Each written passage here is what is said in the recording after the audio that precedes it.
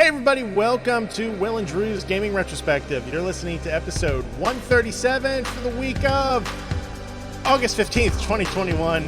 I'm your host, Drew, and I am joined by the man who's returned from vacation wearing a white and red soccer jersey. Yes, it's Will.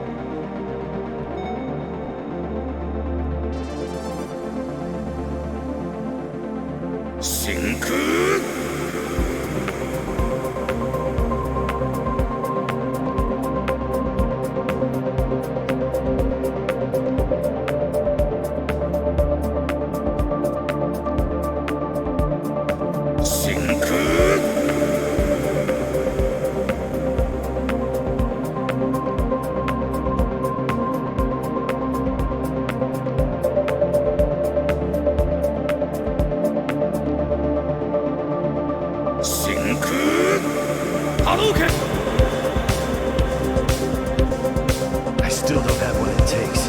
I must train harder.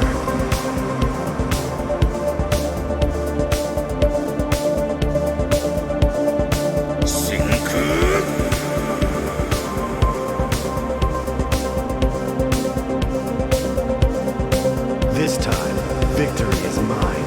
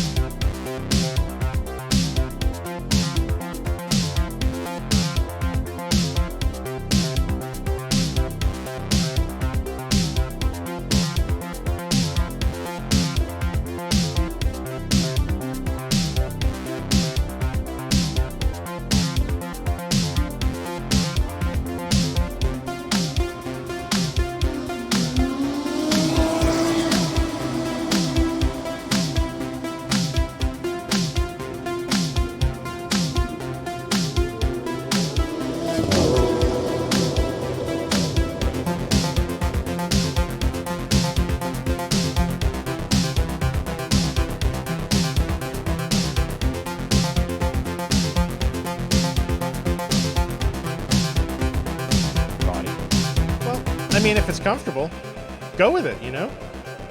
Yeah. I mean, they just fit me so well. Damien can attest to this. And then I definitely bought one together, as strange as that sounds. we were at a Dick's once. This is getting really weird. we were at a Dick's.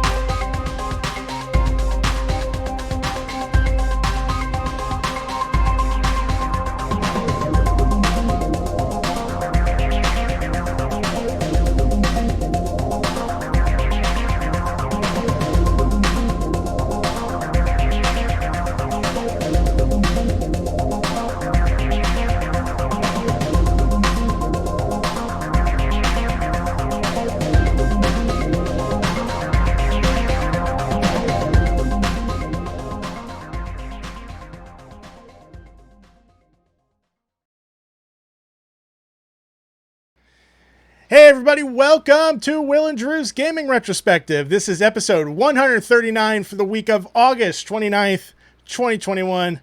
I'm your host, Drew. For the very last time, I am joined by Will. Howdy, partner. What's going on, dude? Dude, I am so excited for tonight's show. I could barely even focus at work today.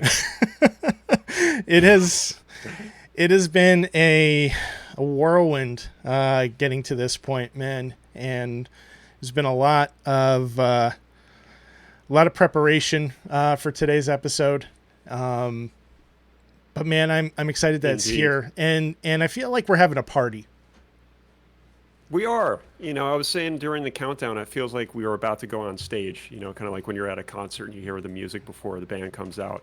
It was pretty cool. Yeah, man, it definitely does kind of have that vibe to it. At least to me. You know, like when I'm running the OBS platform, it's hard for me to hear what's going on. So I actually went over to Twitch to listen in, and we got a bit of a delay, but you know, it still worked out, man. I was still kind of grooving, and then I had to shut it off real quick and get back to it.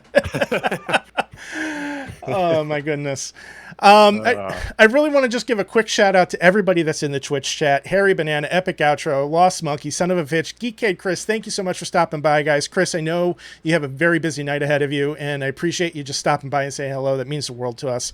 Everybody else that's in here, Sir Bolton, I don't know, Tio, I guess.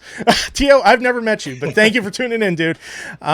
It's just been an absolute pleasure having everybody here, and you know, I'm looking for a great evening, man. So, yeah, I'm pumped, man. We got a lot to talk about. We got a lot to wrap up, and we're gonna do it in style. Sounds good. Well, before we do that, let's just plug our stuff one last time, man. We've got Facebook, Instagram, Twitter at WDGR Podcast. Our website's WDGRpodcast.com. I wish I could say that we do this every Monday night, but this is the last Monday night that we're going to be doing this. So it's a little weird, plugging stuff when it's the final episode. We got to do it, man. We got to do it. And please, if you haven't already subscribed, check out our YouTube channel. Check us out on all of your favorite podcast apps, Spotify, Apple Podcasts, Google Podcasts, you name it, we're there. And of course, we have a Discord room. And the Discord room is going to be the best way to keep in touch with us from here on forward, because while the podcast is coming to an end, the gaming never stops, Will. It never stops, Drew. The train never stops. And we have backlogs that we must contend with, backlogs that we must defeat. Yes. Still chiseling right now, but we must devour them. Yes. I don't know if devouring is the word I would use, but It's ambitious. It's ambitious for us. It is ambitious. And then real quick, I just want to thank everybody who has been a patron of ours for the past few months. Our Patreon was short-lived, but we do really appreciate everybody who signed up for it and contributed to it. So shout out goes to Nick Naylor, Shannon Willis, who else? Keith Zallinger and Pancake Ronan. We really appreciate all of your support over the past few months. It has meant the world to both of us. And yeah, thank you. Well said, my friend. So, Will, how can somebody find you if they would like to follow your ventures from here on out? Absolutely. First and foremost, probably my SoundCloud is the best place to find me. So that's going to be soundcloud.com/Will_Gear. And of course, you can find me at ScionStorm on Twitter. That's usually where I spout my nonsense and retweet Star Trek stuff. So, what's that account that you follow? It's what's his face? The guy on Star Trek that has the beard. Oh, Riker Googling. Yes, yeah, Oh, man. That account is absolutely hysterical. I fucking love that account. That thing is so just raunchy and naughty in all the worst ways, and I love it. Just like William T. himself. So, oh man. So we have a lot of stuff planned. Why don't we just jump right into it and tell me what you've been playing? Still chiseling away at Death Stranding, man. It's funny, I loaded it up last night, and the whole intention was to play a little bit while Lauren was doing her nails and kind of doing her Sunday night ritual. And I sat down, I did a couple things on my phone to prep for today, and then it felt like, I don't know, 3 minutes went by, and she's like, okay, I'm ready to hang out now. And I'm like, well, shit, I guess it's not going to get played tonight. So that's exactly what happened. I haven't played since we last talked about it, but it's still in suspended mode. Oh. So after all these, like, well, it seems like weeks, but it's really only been about a week, it's still suspended. So I'm still sitting in my little pod. I'm having a conversation with somebody, and the game is still there. So I hope to get back to it probably in the next couple days. Nice. I've been really kind of dialing in on Hades for the most part. Even today, this afternoon, man, I put a lot of time in on that game. And each time I play, like, I really do feel like I'm getting further and further, and I'm starting to unlock some really powerful stuff. I've restarted a run. Well, I never restarted a run. I've died probably about 30 or so times at this point. And I know there's people that have gone in and just obliterated the game like 3 or 4 times in. I don't know how that's even possible. I don't care how good you are. But yeah, man, I'm grinding away at it, and I'm really digging that game quite a bit. It's a ton of fun. And I think Love to hear it. I think you need that game in your life, Will. I mean, truly, I think that's the type of game that, you know, once you're done with Death Stranding or whatever else you have queued up after that, Hades is something that's really going to grab you. Yeah, no, I can't wait. Like we've spoken about before, Transistor is such a favorite game of mine, a real beloved gem in my opinion. So I'm really looking forward to getting to Hades on the PS5 and not my freaking MacBook Air. Yeah, it's unfortunate that it all went down the way it did with your MacBook there. Yeah, I was desperate, man. I was desperate to play the game at the time. Yeah. Breezy Monster's asking who I'm crushing on in Hades, and I'm assuming you're meaning as far as the gifts go. Right now, I'm just trying to kind of spread the gifts out so that I can get as many of the items as possible.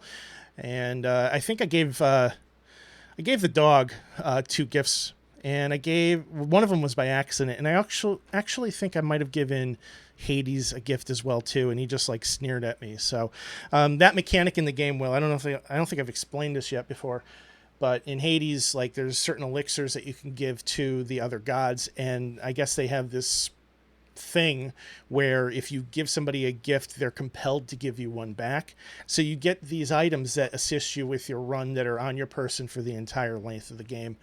You know, and they those things level up too. So they start out with like 1 star, and you can get them up to 3 stars, and the power of those items increases exponentially. But you can only wear 1 at a time for any given run. They do have an opportunity to swap it out if you're able to get to like a stage break before you go into the next stage. But most of the time I end up just leaving it and just rolling with it. So, Brutus Couch, no, I have not made it all the way through yet. I suck at video games, so it's going to take me a while. I guess that goes for both of us. Yeah, man. I beat 12 minutes. I really need to hear about this, man, because you were really anticipating this game. What a pile of horseshit, man. What I can't say I'm surprised at this reaction because it didn't seem like it was going well. I'm gonna. The only way for me to talk about this is with spoilers. So, okay, spoilers from here on out for this game. If you haven't played it and you'd like to, first of all, don't.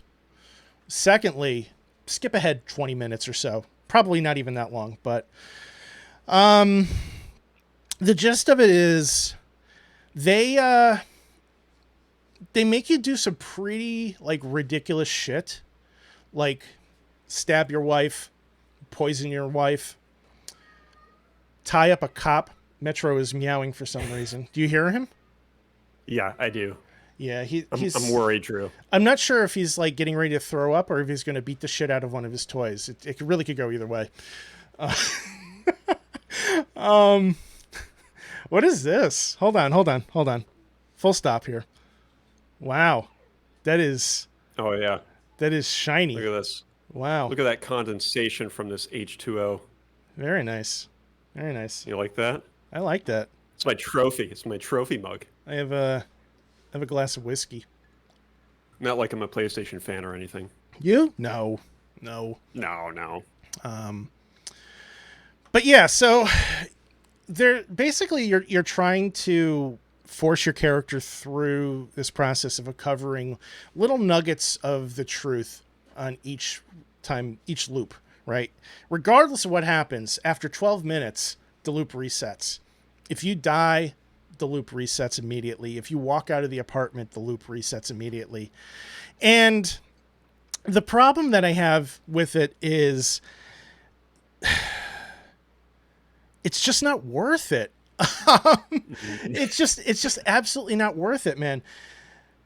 You find out that the cop has a daughter who's a cancer patient, and he's trying to track down this very expensive watch so that he could sell it and use the money for the treatments, right? Yeah, Data Dive says, I don't think that stabbing my wife is going to be an option. Oh, it is. It is.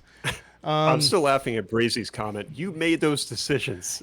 Yeah, but the thing is like, yes, I may have made those decisions, but without doing certain things, the story doesn't allow you to progress.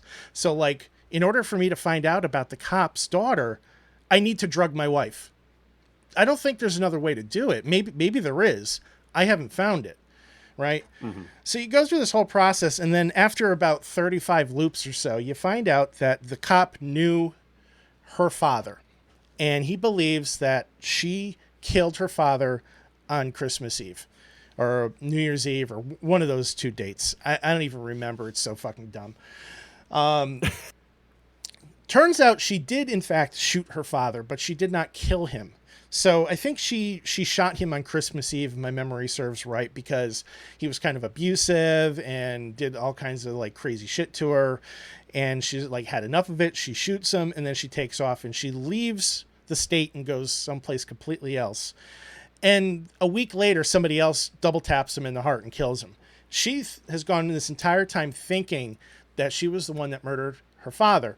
But she didn't. But she's also kept this from everybody because, you know, first of all, she would have to go to jail. Secondly, she doesn't want to like destroy your relationship with the main character who you play, her husband, right?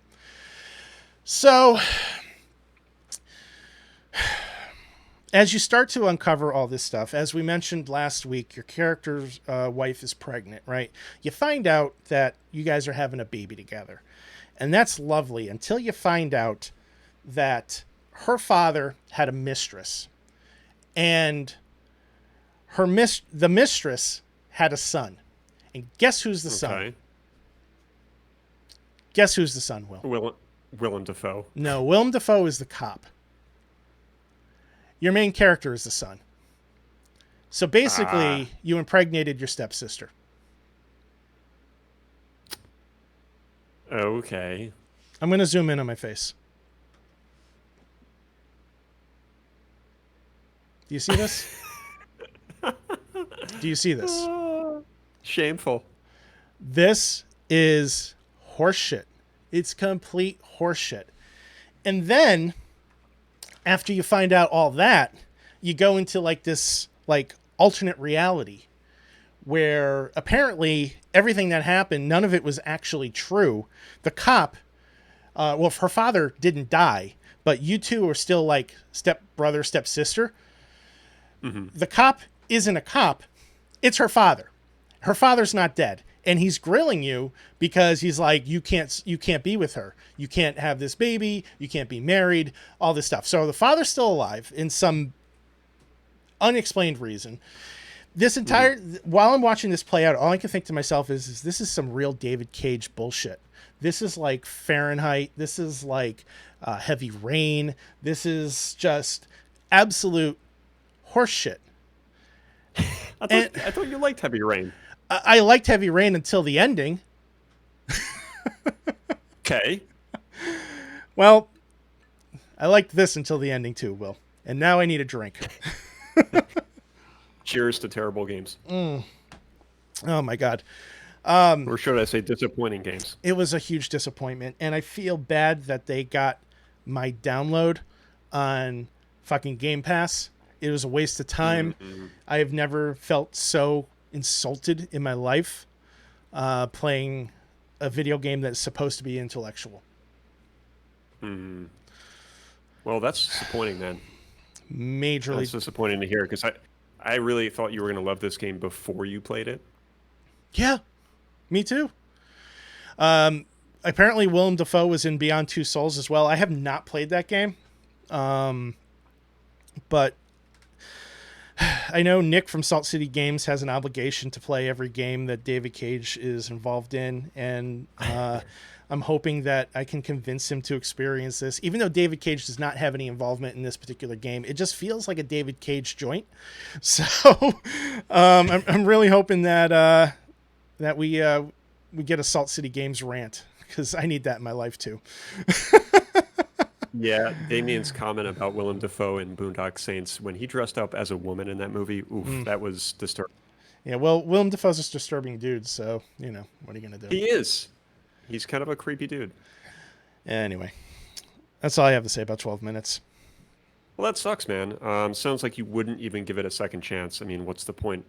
Well, there is no point. I had started achievement farming it. There's a point where the game continually loops and you can kind of farm it for achievements. And if you take a very specific path, it kicks you out of the game and comes to an actual ending, and you're done. And then if you want to go back in, you have to replay the entire loop from the very beginning again. And I actually started doing that because I had intended on trying to get all those achievements. I'm like, what the fuck? Why not? Right.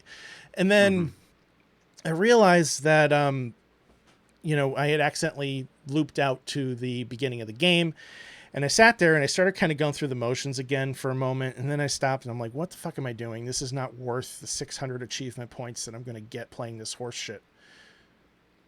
So I think I'm done with the game. I haven't uninstalled it yet, just in case, you know, I feel like torturing myself a little bit more, but I'm pretty sure that I'm gonna. I feel like this hasn't happened to you in a long time, where you've been this disappointed in a game. It hasn't. Joe just mentioned that he gave up when he got the true ending and it deleted the save. It intentionally does that. It happened to me too. So you can't, once you get the true ending, you're done. The game comes to an end. But yeah, man, like, I can't remember the last time I bounced off a game so hard. And it's so frustrating because this is the kind of stuff that I like, you know, that point and click investigative kind of, you know, adventure, that type of thing where you have to exhaust your dialogue options, where you're picking up clues. You know, all those types of things are really, you know, the kinds of things that I enjoy. And then Yeah, it's a Drew game. to have it completely insult the player the way it did is just unacceptable. It's like they came up with this great idea, and then they're like, you know what? Well, yeah, we're just gonna get weird with it because Sammy over here has had a couple drinks too many, and that's that. I mean, that could have happened. Yeah, We don't know. So Data Dive in the chat saying he's deleting it and going to the Ascent or Chris Tales, and I cannot recommend that, anymore. Do not waste your time. I personally haven't heard any positive chatter on this game. Like on YouTube, gaming sites, really nothing. Yeah, I mean, I think it takes a certain type of player to play it in the first place, and then to find out, pretty quickly it's a short game with such an absurd ending that turns a lot of people off. So it's rightfully so. It's unfortunate, but it is the nature of what's being offered. Yeah, it seems like it got weird just for the sake of being weird. Yes, exactly. Because it's 2021 and there's just a lot of weird shit going on. I guess I don't know. Yeah, that's a good way to put it. It's hard for me to say. That's a good way to put it. So anyway, I've given this game too much time. God, this mug is ridiculous, dude. can we get this on camera again? Yeah, just so everybody knows, I bought this specifically for tonight's show for comic relief purposes. Nothing more, nothing less. I'm not going to keep it, and if I keep it, it's getting smashed. Because this would never hold a place in my home.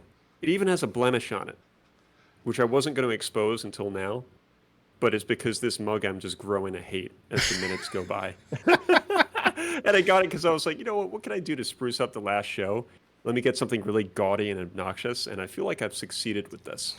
I mean, look at this thing. Hey, at least... then you turn it around, and you got the PlayStation symbols on the back. I appreciate that they have a DualShock 4 on that handle. I don't know if you... Yeah, and like when you look up gaming merchandise on Amazon, it's such shit. It's just like, excuse me while I get back to my game. Like dumb shit on t-shirts.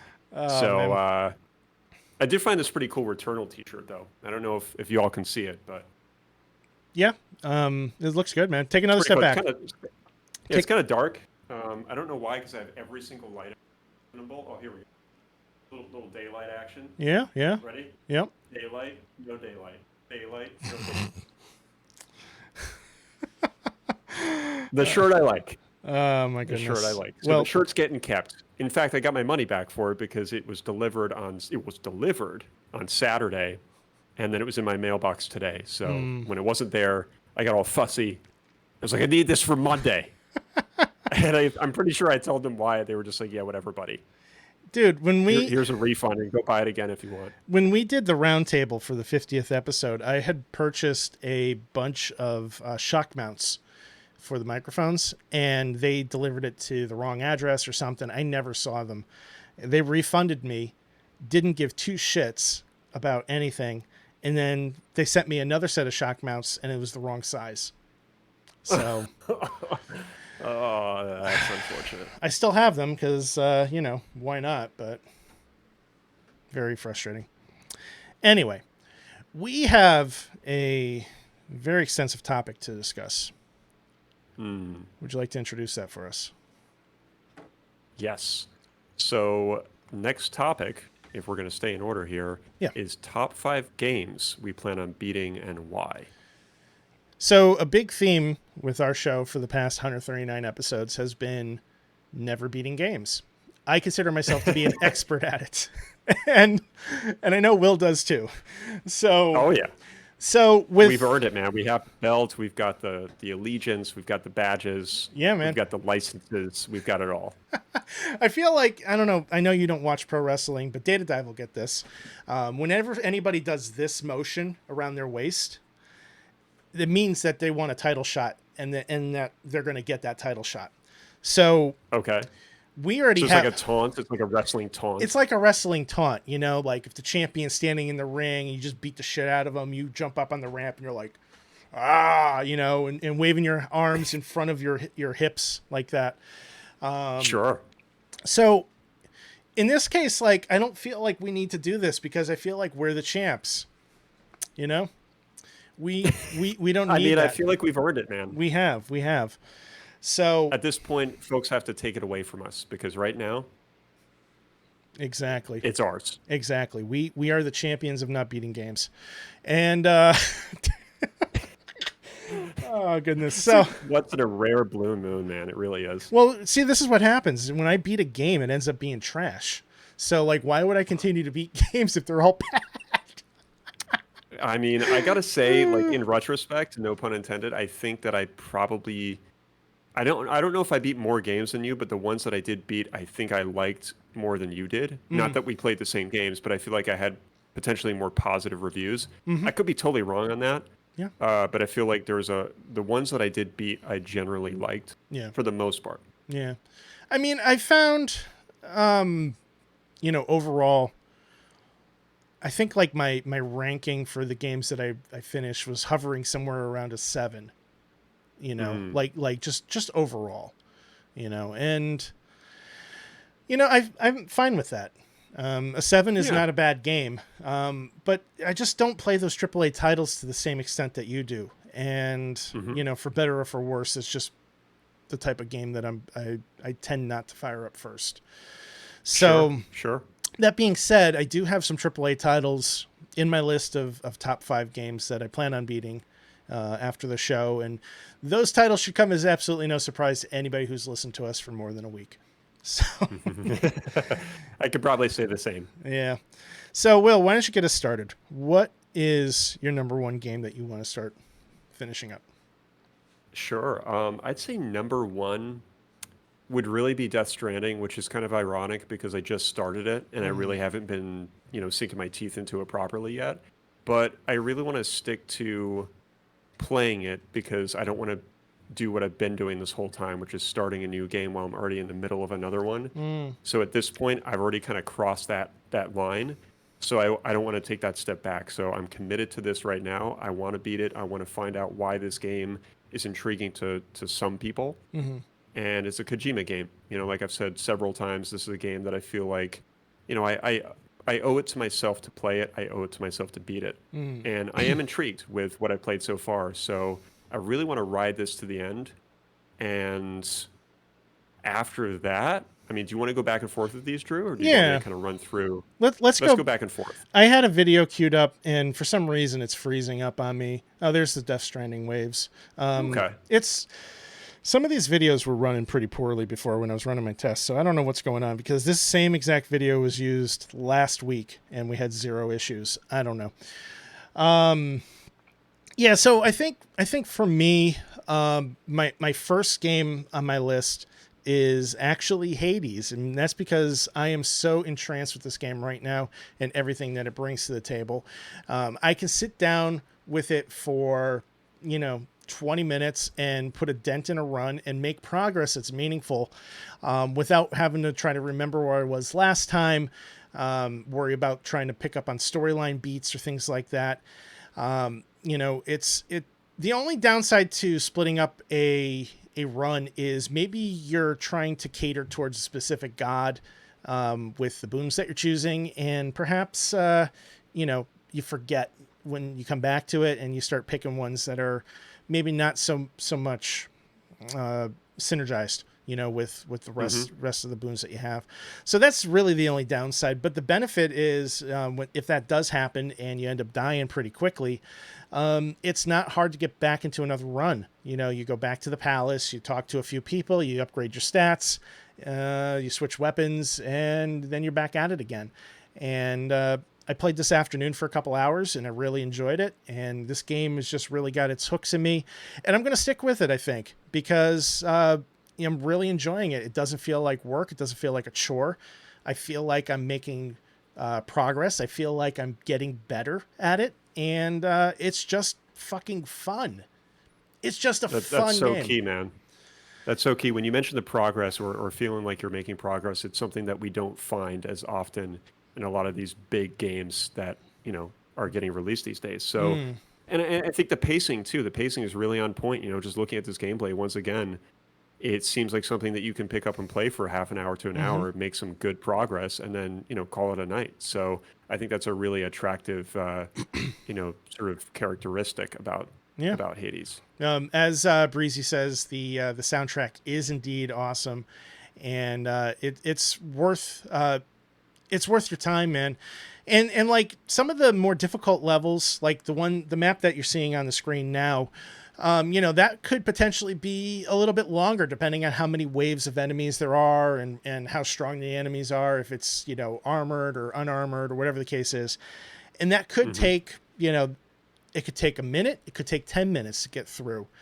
But regardless of how long it takes, when you have to step away from it, you just pause the game and suspend your console, or you can quit, and it doesn't like just reset you back to the beginning like a game like Returnal does. It's and seeing that happen in a game that came out a year before really makes it more frustrating when you look at a game like Returnal, which I feel is a little bit more disrespectful to the player. Yeah, in a lot of ways it is. Returnal is fantastic. I think there's a reason why I have a T-shirt on that says Returnal on it. So I still love the game, but my God, does that game give you the giant finger? It does. Most of the time. I know Returnal's on your list. That's a perfect segue. Why don't we go into that next? Yeah, no, it's absolutely perfect. It's just such a uniquely original game in a lot of ways. Yes, it's a roguelike, which is something that we're seeing more of nowadays, but just the premise, the atmosphere, and the concept of this suit and the concept of just kind of dying over and over again, even though we've seen it in films like Live, Die, Repeat, which I loved, and I think most of us love that movie. What is so attractive about this game to me is the atmosphere, which is something that we've talked about before. And just looking at this is such a stunning universe that you're in, and a really strange world. And the weapons are just really cool too. And there's so few games, in my opinion, that have cool weapons outside of games like Destiny, where you have just what seems to be endless weapons. So this concept of moving around quickly with this suit, having this sort of jetpack kind of thing attached to your back, and the sense of mobility being so high and fast is just refreshing for me. Because again, some of these games that we see get released nowadays are just such a slog to get through. And this is similar to what you said about Hades, where the progress is a little bit more real and you feel like you have a sense of accomplishment within each session that you play. And that's what I really like about it as well, is every time I played this game, I've gotten further. And even though, when you die, you go back to the ship, it still feels like progress in a lot of ways. Yeah. And each experience is different too. Like I've had a very unique experience every run that I've done because of the world changing constantly. Right. I can tell you without a shadow of a doubt, despite the complaints that I have with the saving, when I get my PS5, and that's a when, not an if, this will very likely be the first game I buy, or at least amongst the first, 2 or 3 games, because this is something that I thoroughly enjoyed in the brief amount of time I played it at your place. And it's just got, Drew written all over it. Science fiction? Check. Creepy aliens? Check. Crazy like guns and weapons and shit like that, like check. So this is a Drew's cool game through and through, to steal your title there. And I just wish that they were a little bit more appreciative of the player.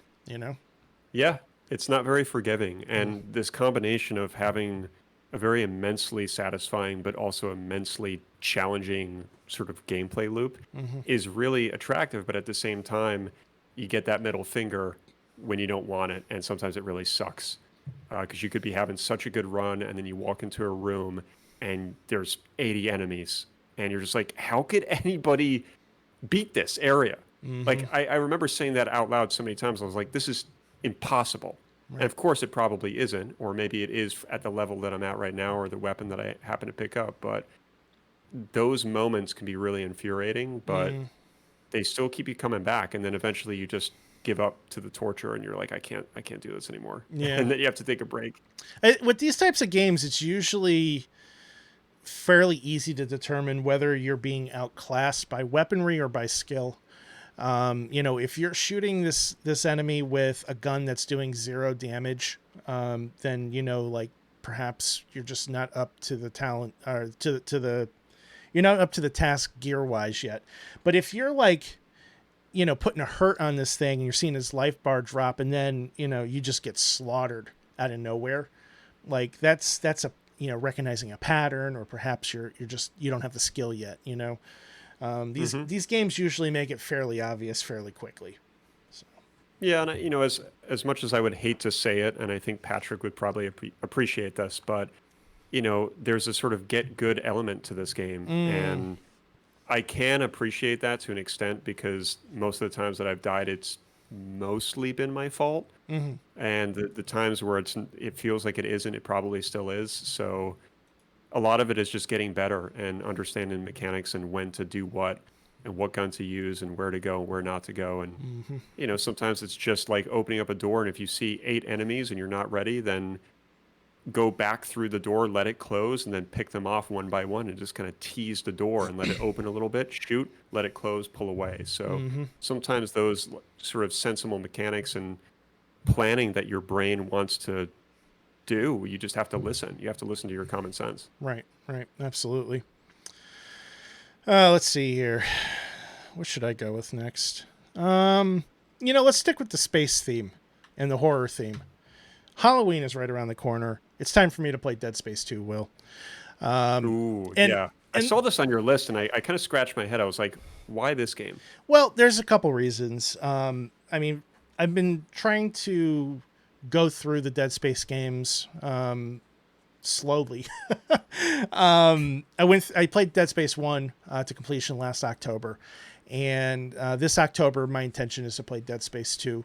And there's a couple reasons for this entire thing. First of all, I've never played Dead Space 3 at all. Okay, Dead Space 2, I got all the way to the last boss, and I overwrote my save. I ran out of ammo, and I fucked myself, and I was never able to finish the game. So I wanted to be able to play Dead Space 2 to completion, so that I could play Dead Space 3 and feel just know in the back of my mind that, hey, I've actually done this. Even though there's really no major reason to, I could just fire it up, but I just wanted to just get that chip off my shoulder, So last year I was like, you know what, I'm going to do this run. Let's make it an October thing. We'll spread it out so I don't get burned out on it, and I still have time for other games. Played through the first game, loved it, as expected. I loved it the first time I played it. So I'm looking forward to firing this up again and rediscovering all this stuff, because it's been so long since I've played the second game. And while the second game is great, I always found the first game to be very memorable because it was like the first time being in that world. It was such a shock and so different from anything that I had experienced at the time. Dead Space 2 is a more polished game overall, but it is more of the same. You kind of have a gist of what you're going to be doing, shoot the limbs off the necromorphs kind of thing. So eventually I'll get to Dead Space 3 and, complaints about the story aside. I'm still looking forward to playing it for the first time, but I got to do the second game first. And that's why it's on my list. Yeah, it looks good. It looks really dark, too. In terms of just lighting, it looks darker than the first game. I could be wrong, but just based on what I'm watching here. Yeah, I tried to pick a clip that kind of gets into the weeds with the game pretty quickly. So it's been so long since I've played it. I really don't remember the setup. I really don't remember how we got to where we're at in this gameplay clip. But I think they're both very dark games. So, don't sleep on the lighting in Dead Space 1. Yeah, my God, just watching this guy play, he is he's quite barbaric with what he's doing here. Yeah, you have to stomp on almost everything, because the stuff that you don't stomp on actually comes back to life and murders you.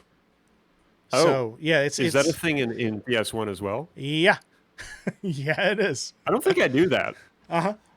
Yeah. So, granted, I'm no expert with the series, but when you and Vortex has chimed in the chat that it's the best stomp in any game, and he's right. That guy, agreed. He stomps with authority, not just like the animation, but the sound the look, the feel of it. It's just like you are putting your foot through the floor and taking anything that's between it on the way with you.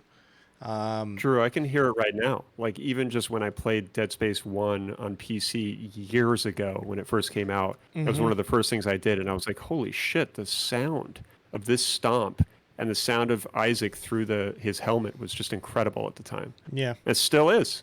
it really is. And, I'm trying to be optimistic about the remaster or the remake that's coming out, eventually. But the game, in my opinion, is fine the way it is and doesn't need to be remastered. And I just really hope EA doesn't fuck it up. Yeah, I hope so. I really hope so because 1 is a special game. Granted, I've never really played it in that sense, but I just know that it is. From all the gameplay I've watched, from all the friends that I trust that have reviewed the game so highly, it's really hard to ignore. Yep, agreed. What's next on your list? Yeah, we've got, why don't we do Ghost of Tsushima? A game that's pretty hot right now because of the director's cut, which I believe it is out. And I mean, look at this, Drew. Look at all those leaves. Look at all that foliage. In a lot of ways, I feel like it's too much. Like if we're going to be really practical and realistic, it's almost too much leaves and too much foliage. But that's the point, and I think they knew that. They wanted this game to really show off what the PS4 was capable of, and now the PS5. And boy, does it look glorious. For anybody that has seen the movie The Last Samurai or Seven Samurai, which I think they've also taken some sort of inspiration from, this game really lives up to that. There's some sort of aspects of Assassin's Creed in here, from what I understand. I've only played a few hours of this game, so I really can't speak on it entirely, but the fact that they have a black and white theme to kind of look like those old school samurai movies is enough to sell me on it. And the way that they marketed this game was just impossible for anybody really to ignore. I mean, look at this stunning gameplay of just riding through on the horse with all this crazy shit happening, fire arrows. That's the opening. There's just really nothing bad I can say about this game. Again, I'm so early into it, but I'm just really looking forward to getting back to it, man. Like, I love ninjas, I love samurai. I think the story seems to be quite good so far, and I really want to see where it goes, and I want to experience all of these stances and eventually upgrade to the director's cut and visit Iki Island and just play this game through and through. I mean, it's just such a stunning looking game. Do you think it's worth just upgrading to the director's cut now and experiencing all that as one collective, or you want to finish it first by itself? That's a good question. I think part of me, from like a sort of frugal perspective, would say, you know what, let me play the game and see if I like it. Kind of like my approach with the Death Stranding director's cut. Let's play the game first, vanilla. Let's see if I like that flavor, and then go from there. But with this, it depends on the upgrade path. I can't remember what it is now. We discussed it on the show a few weeks ago. Right. If it's something like $10 or 20, then maybe, because I think it's really doubtful that I would not like this game. So I'm pretty certain that this is going to be a game I'm going to love. So there's more of a chance that I would upgrade to the director's cut with this game than it would be with Death Stranding. I could say that much. I think at some point or another, I'm going to need to pick up a copy of this for myself. I really do want to play this game. I haven't even had a chance to try your copy yet. But obviously, it doesn't make any sense for me to pick it up until I've checked off a few other boxes on my list first, Yeah, it's a big game, man. It's a really big game. It's an open world experience, and there's a lot to do, and you're kind of exposed to that early on. So, right. Oh my God, that was pretty cool. He just kicked a dude off the roof. But yeah, no, it's incredible. And I remember fighting a bunch of enemies at once, and they did a really good job at that, because that's hard to do from a mechanics perspective. Is how do you fight 5 to 8 enemies and have it be fluid and have it make sense, so that way you don't feel like you're just mashing buttons. Assassin's Creed 3 and some other Assassin's Creed games are notorious for kind of not really feeling as fluid as a game like this. And from what I remember, it felt like I was performing those actions with intent versus just mashing square over and over again and just having everything auto lock. And I'm just watching this gameplay, man. It's a beautiful game. It really is. It's And it's absolutely very beautiful. clean. Like a lot of the menus are really clean. You can see some of it here now too. There's beautiful art. And there's a photo mode that I dabbled around with that was just gorgeous, where you could change the amount of leaves blowing in and foliage and rotate the camera around Jin. And it's just truly a beautiful, beautiful game. Y- So You know, I can't wait to get back to it. it's not that long. If you just stay on the path of the story and you don't worry about the extras and stuff, it's less than 30 hours. Yeah. Yeah. And I want to mention too that the concept of using the wind to find your direction was just really, really clever Mm. and again, kind of beautiful. Like how do we take a game that has a lot of wind? We're incorporating wind to move these leaves around. Let's use wind to direct the player, so you get this cool like wind stream that you can activate to find out where to go. And I thought that was very, very neat. Yeah, yeah, absolutely. Instead of getting like a weird, digital beeline that pulls up on the screen like Returnal or Death Stranding for that matter. That would make sense for a game that's supposed to be taking place in like feudal Japan or whatever. No, and that's a good point too. Like I've always appreciated when a game builds the HUD into the natural world. You know, another example of that actually is my next game, and I didn't mean to segue this way, but I'm going to go with it. Horizon Zero Dawn. Just got an update by the way on PS5. Did it? Oh Yeah, it man. was some sort of I think it's 4K or something like that, some sort of resolution upgrade. Okay. Okay.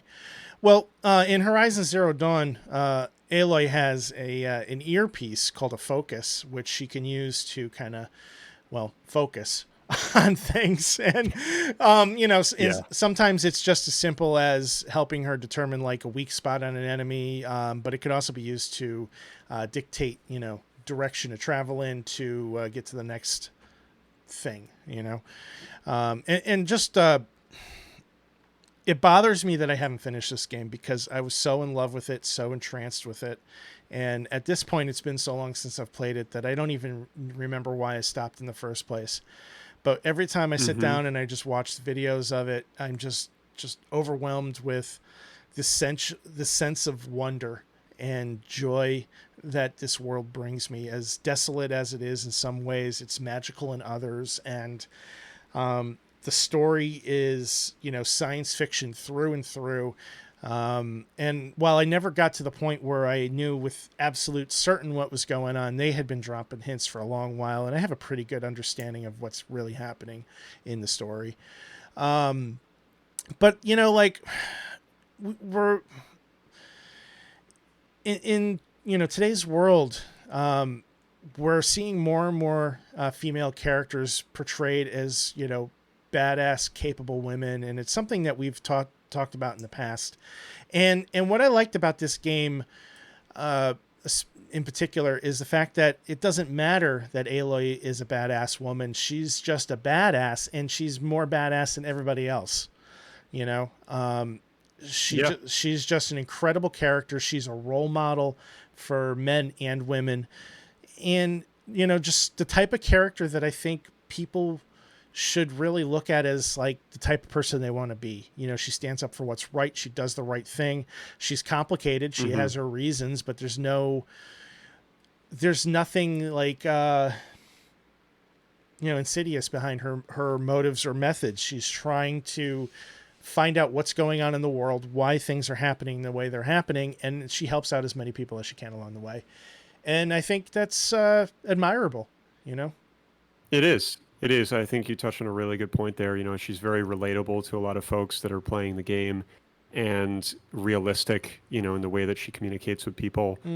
And I think what's really interesting about this game, you touched on this earlier too, is the gameplay is so hard to ignore. Like I actually played a little bit of this game, probably about 4 or 5 hours, and I wasn't in love with it, but I want to go back to it eventually and give it a second chance. But just watching this, it makes you want to play it. It's one of those games that the gameplay is just so polished that you don't care if it's a bad game story-wise or mechanics-wise. You just want to experience the gameplay that you're witnessing on the screen. And that's really what sold me on the game. Yeah, and I think that's a good point too. It's like if this game was purely relying on the gameplay, for being good, I think you'd have a game that's an easy 7 out of 10, an 8 out of 10, but the story, the voice acting, the attention to detail, all those little things really do make this game a 10 out of 10 without question, in my opinion.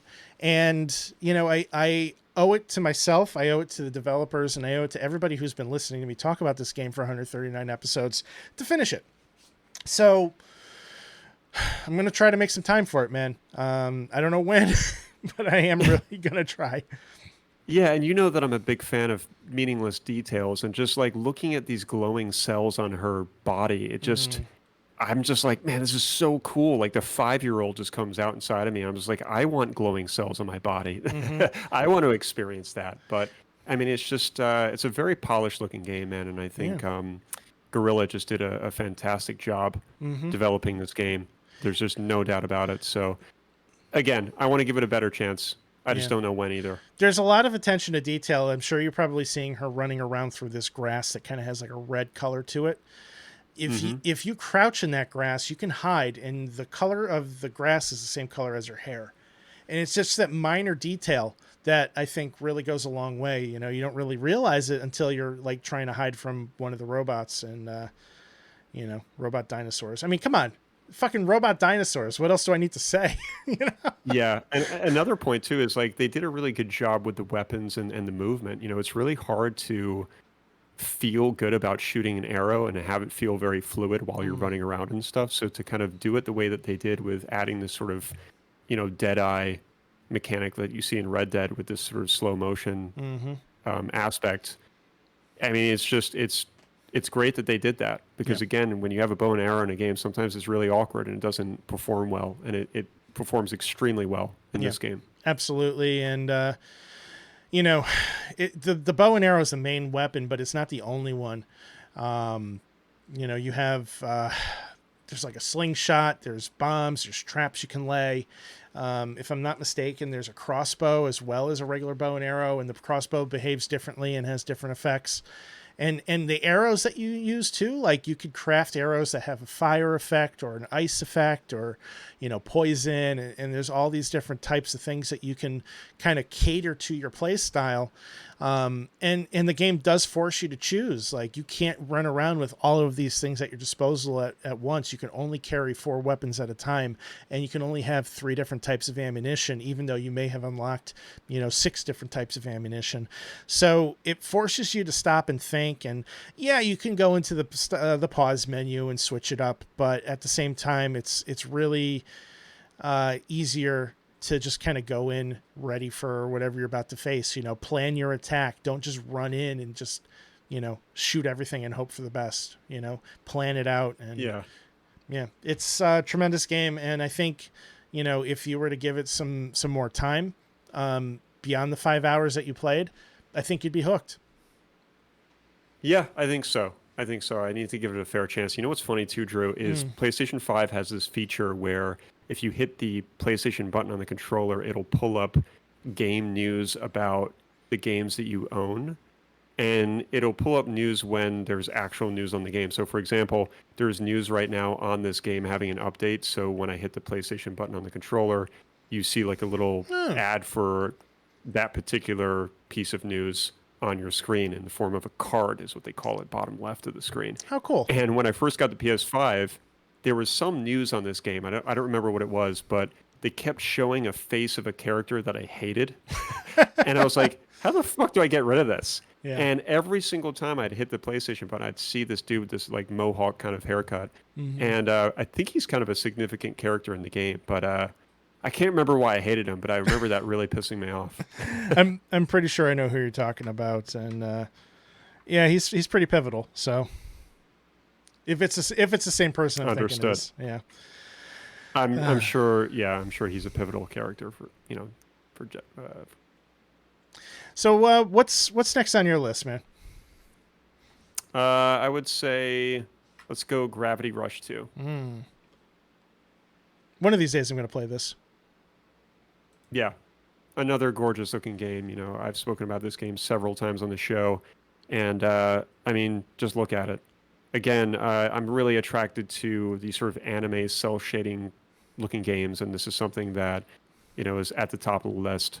It's complex, but yet simple, you know, Mm-hmm. with the mechanics of just kind of floating around and using gravity at your disposal to kind of traverse, you know, this kind of town, this giant sort of city that you're a part of. Mm-hmm. And it just looks like an anime, you know, that's come to life. And I really enjoy games like that. I don't really remember what's going on in the story because it's been a while since I put this down. But I owe it to myself to finish it because I've put a lot of hours into this. I'd say at least 40, Mm. maybe more. I don't know if it's going to end soon, but I feel like I've made enough progress to definitely be halfway through the game. And it's a game that I know Joe and Bree are pretty fond of. I want to say Bree actually has Kat, the main character, as her avatar on PlayStation, so that's kind of neat. Mm-hmm. What else can I say about it? I don't know, man. It's really, really different. It's a very different game. Mm-hmm. You know, there's not many games that you can have this gravity mechanic to fly around. I mean, there's not many games that you can really just fly in general. So Mm-hmm. to be able to do that in a game like this is just something that I find very unique in the kind of sea of games that we have that don't allow you to do these kind of things. Right. In the chat, British Gouch is asking if you played the original. I believe that's Vita only, if I'm not No, mistaken. I th- I think it is, but I want to say they remastered that one, and it Oh. is possible to play it on PS4. I think I'm almost certain of that actually, and I think Blue Point remastered it. Yeah, Dave says yeah. Yeah, I want to say it was Blue Point. Yep. Blue Point. Could be wrong on that one, but No, yeah. no, you're spot on. It is Blue Point that did that. Um, But yeah, Fascinating. you know, like just just thinking about the story, I don't know if I even really cared about it. It was all right, and again, I don't really remember it, but it's the gameplay that kept me coming back. Mm-hmm. I mean, just if you're watching this video right now, I mean, it's so much fun, and a lot of the missions that you're doing don't seem to really have anything to do with the story sometimes. Sometimes they're just like little side quests, but at the end of the day, it's an open world game, and a lot of those are optional. A lot of them don't pertain to the main vanilla missions, Mm, but it doesn't matter, man. I think I'm just attracted to it again from the visual perspective and the gameplay perspective. yeah, it's completely different from anything else that you have on your list too, which is nice to see. You know, it's Yeah, and I was making such good headway with it too. mm, it's I think it's important to have like different styles of games that you have going, you know, whether it's all at the same time or concurrently, one after another.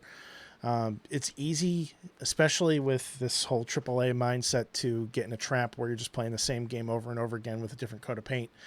So Hmm. this is nothing like anything else that you have on your list. Yeah, yeah, it truly isn't, and that's a good thing. Yeah, I agree. I agree. Let's see here. I'm going to go with God of War next. Mm. Here's a game that I this one is on my list kind of under duress, I should say, Obligation. in a way. It is not capturing me the way I was expecting it to, compared to everybody else that I've spoken to about the game. I'm thoroughly interested in what the story is, but as far as the gameplay goes, I'm just not really getting into that loop. And you know, I stopped playing it when MLB The Show came out, and I have no regrets because I played the shit out of the show You did. for months. And you know, unfortunately, the show is a game that just doesn't end. So I needed to stop playing it. Otherwise, I wasn't going to play anything else. They're still putting out cards, man. It's crazy. So, in any case, um, yeah, man, I just I want to find out what happens to the boy, and I want to find Okay. out if they make it to the top of the mountain. And you know, I'm really really curious, but so far it's just not working for me. And in the chat, Harry Banana says God of War didn't click with him until about halfway through. I feel like I'm already halfway through and it still hasn't clicked with me. You know, Atreus is pretty well powered up. You know, he's handling his own enemies when he's in a battle. In fact, I've been relying on him quite a bit. But yeah, it's about the story, and everybody that I've spoken to previously has just been, oh man, this game is so much fun to play, including yourself. You praise the gameplay in your review, and I'm not saying you're wrong. It just hasn't clicked with me. That's too bad, man. And I really don't know what else to suggest. I mean, we've talked about this game a lot, and I've tried to kind of be a chaperone in a way and try to make some suggestions as to what you could do to kind of ride things out. And I don't know what else to suggest at this point. I can only say just keep going and hopefully it gets better, because generally speaking, I think most people's reception of this game happens pretty early on, and that reception is really good. And it sounds like that's not happening, and it hasn't happened yet. And I don't know if you're halfway through the game, because I'd have to know exactly where you are. But all I can say, man, is I just hope it gets better for you, because it's just so freaking good. Yeah, It really is. I mean, I don't want to go off on a tangent about it because I could, but all I could do is I'm going to pray for you, Drew. I'm going to pray for you that you make it through this, because it's worth it. It is an exceptional experience. Yeah, Killer Sirach just said in the chat the combat is satisfying, and I disagree. There hasn't been anything that has satisfied me with the combat. The combat's fine. There's nothing wrong with it. It's not broken. It works and it works well, but satisfying? I find the combat in Horizon significantly more satisfying. Yeah, but and that's the hard thing to kind of grasp, is like that's its strong point in a lot of ways. So again, I don't know if it's maybe you're not using enough of the move sets that are available. I remember bringing that up before, but maybe you are. I don't know. I mean, it feels like I am. I don't know. How do you feel about Damien's comment there about the axe returning to you is infinitely satisfying? I mean, maybe it's satisfying for you, but it's not satisfying for me. I don't know how I can tell you that I'm not satisfied by something that you are. So, if you guys are digging it, great. I have no problem with that, but you can't tell me it's satisfying. You can't tell me that I'm wrong, that I'm not satisfied by something. It doesn't work that way. You know what I mean? Yeah. Like, I'm sorry. No. Oh, I'm not telling you you're wrong. Yeah, no. I'm just asking you what you thought about what Damien said. I'm watching his comments in the chat about donating $20, and like, no. Like, no. I don't know what else to say. No. Yeah. I do want to know where the story goes. Bottom line is you might not like it. This might be a game that I finish on YouTube, honestly. Just so I know what's going on with the story. So, but anyway, that's all I have to say about that. Yeah. No, that's fair. It's totally fair. I agree with Miles there, British Couch. I think it's Gooch, actually. A lot of it is just experimenting. Sometimes barehanded works in good situations, sometimes the axe. So all I can suggest, play around with that. If it doesn't click, at least you'll make it through, hopefully, to finish out the story. And then, we'll talk about that privately. Yeah, absolutely. Last game for you. Go for it. Sekiro. Japan was consumed by perpetual conflict.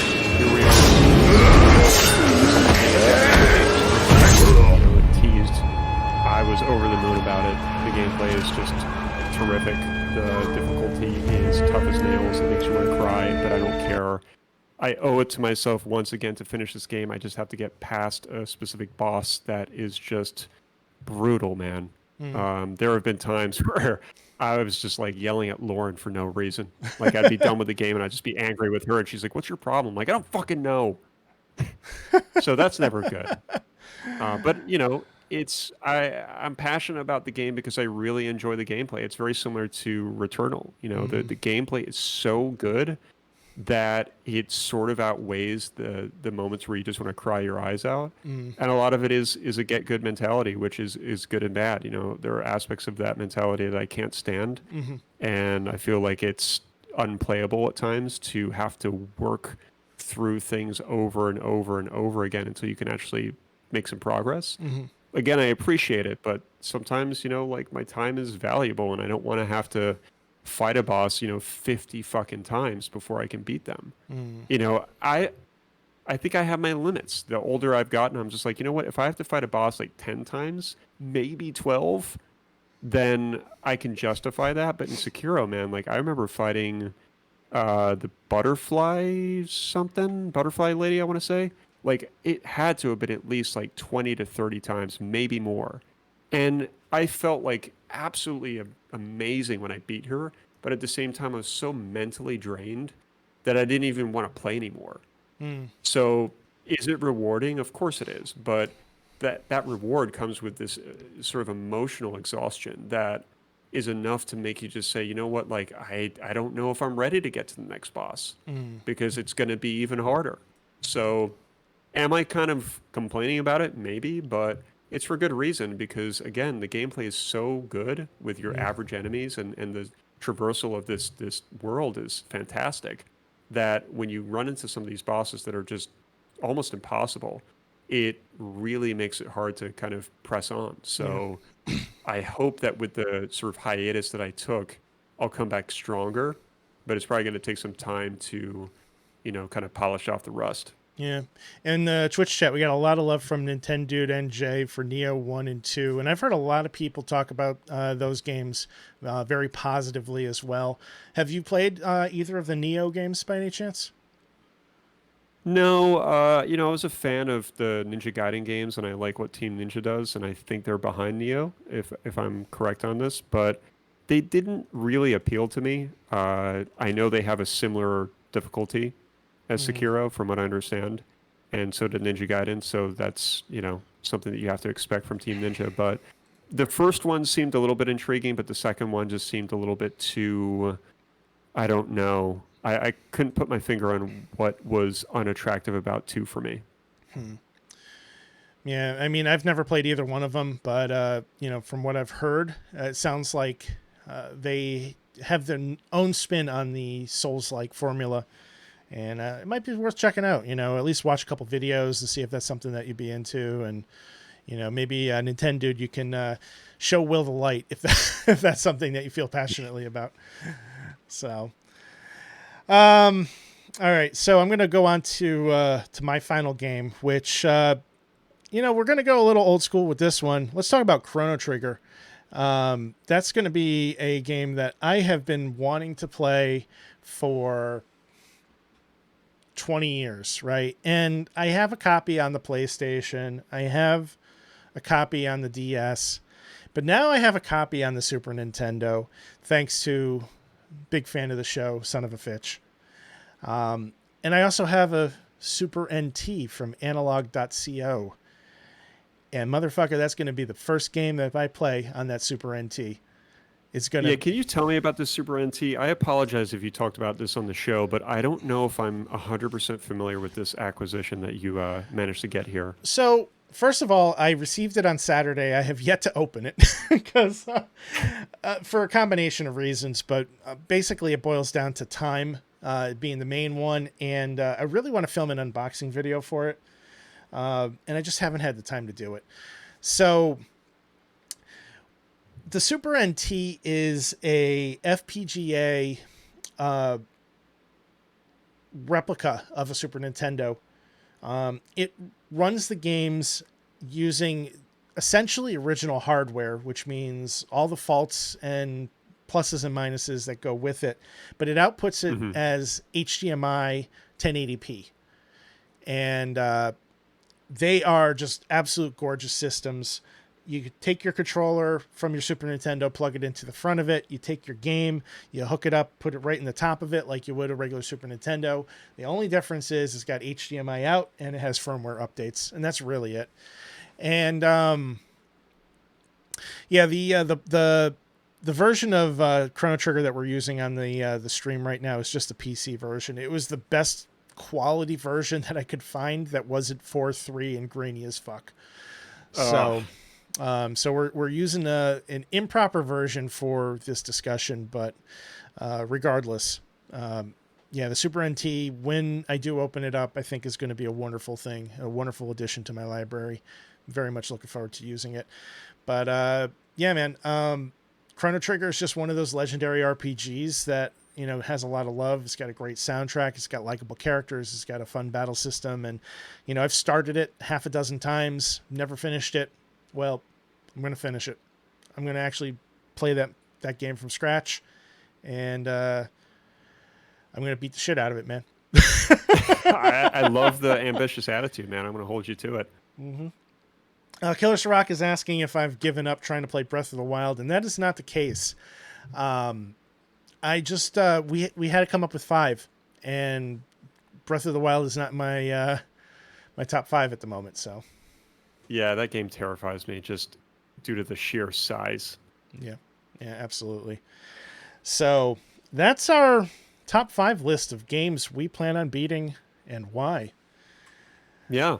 What? Yeah, I'm proud of those choices, man. Yeah, man, I think it's a solid list. I got to be completely honest with you, man. I don't see you beating Sekiro ever. But they never happen, man. I have the guide though. God damn it, the guide will help me beat it.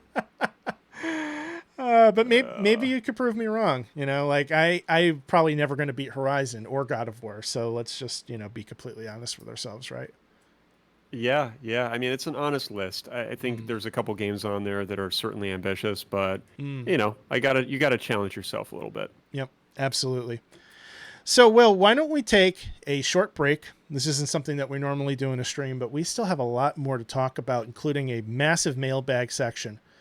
So we're going to take a brief break, step away for a moment.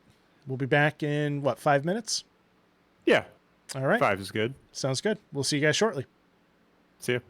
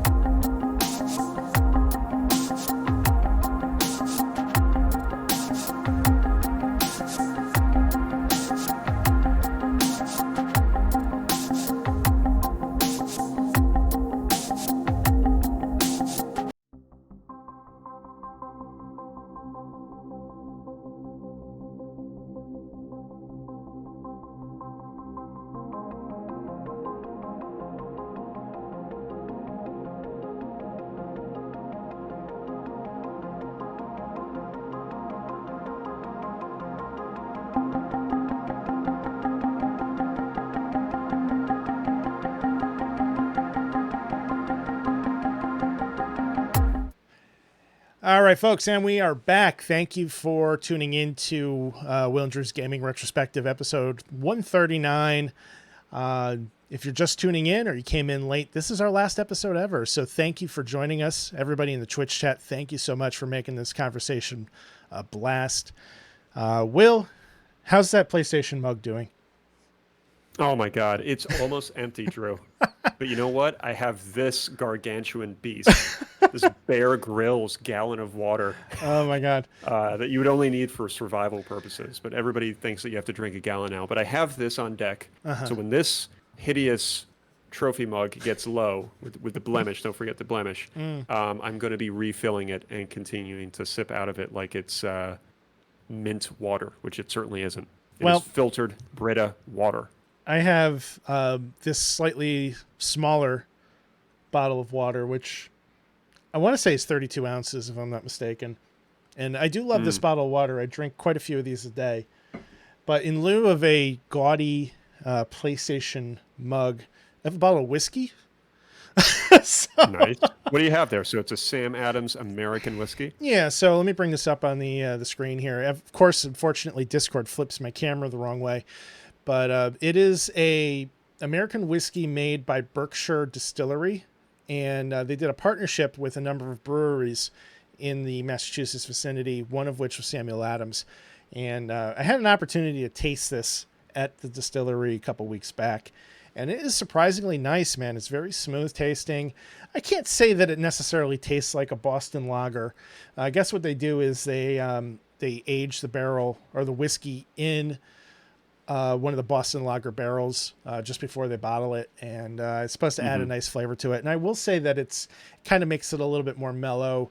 It's not a very harsh flavor, which I like. I like a whiskey to remind me that it's a whiskey every now and again, but not so much that I can't drink it. You know what I mean?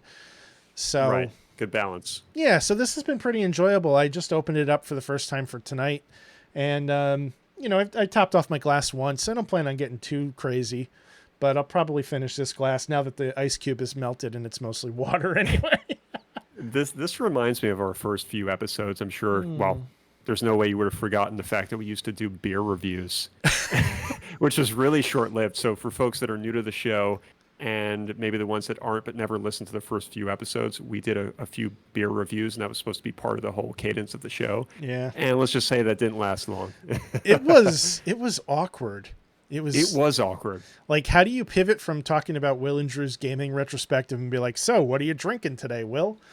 Yeah, I don't know, man. It was odd. There were so many ideas that we had in the beginning that just didn't flesh out, but it was for good reason. We were just starting the show, and we were trying out some ideas, and some worked and some didn't. Right. But in the end, I think our tagline was the most ingenious thing ever.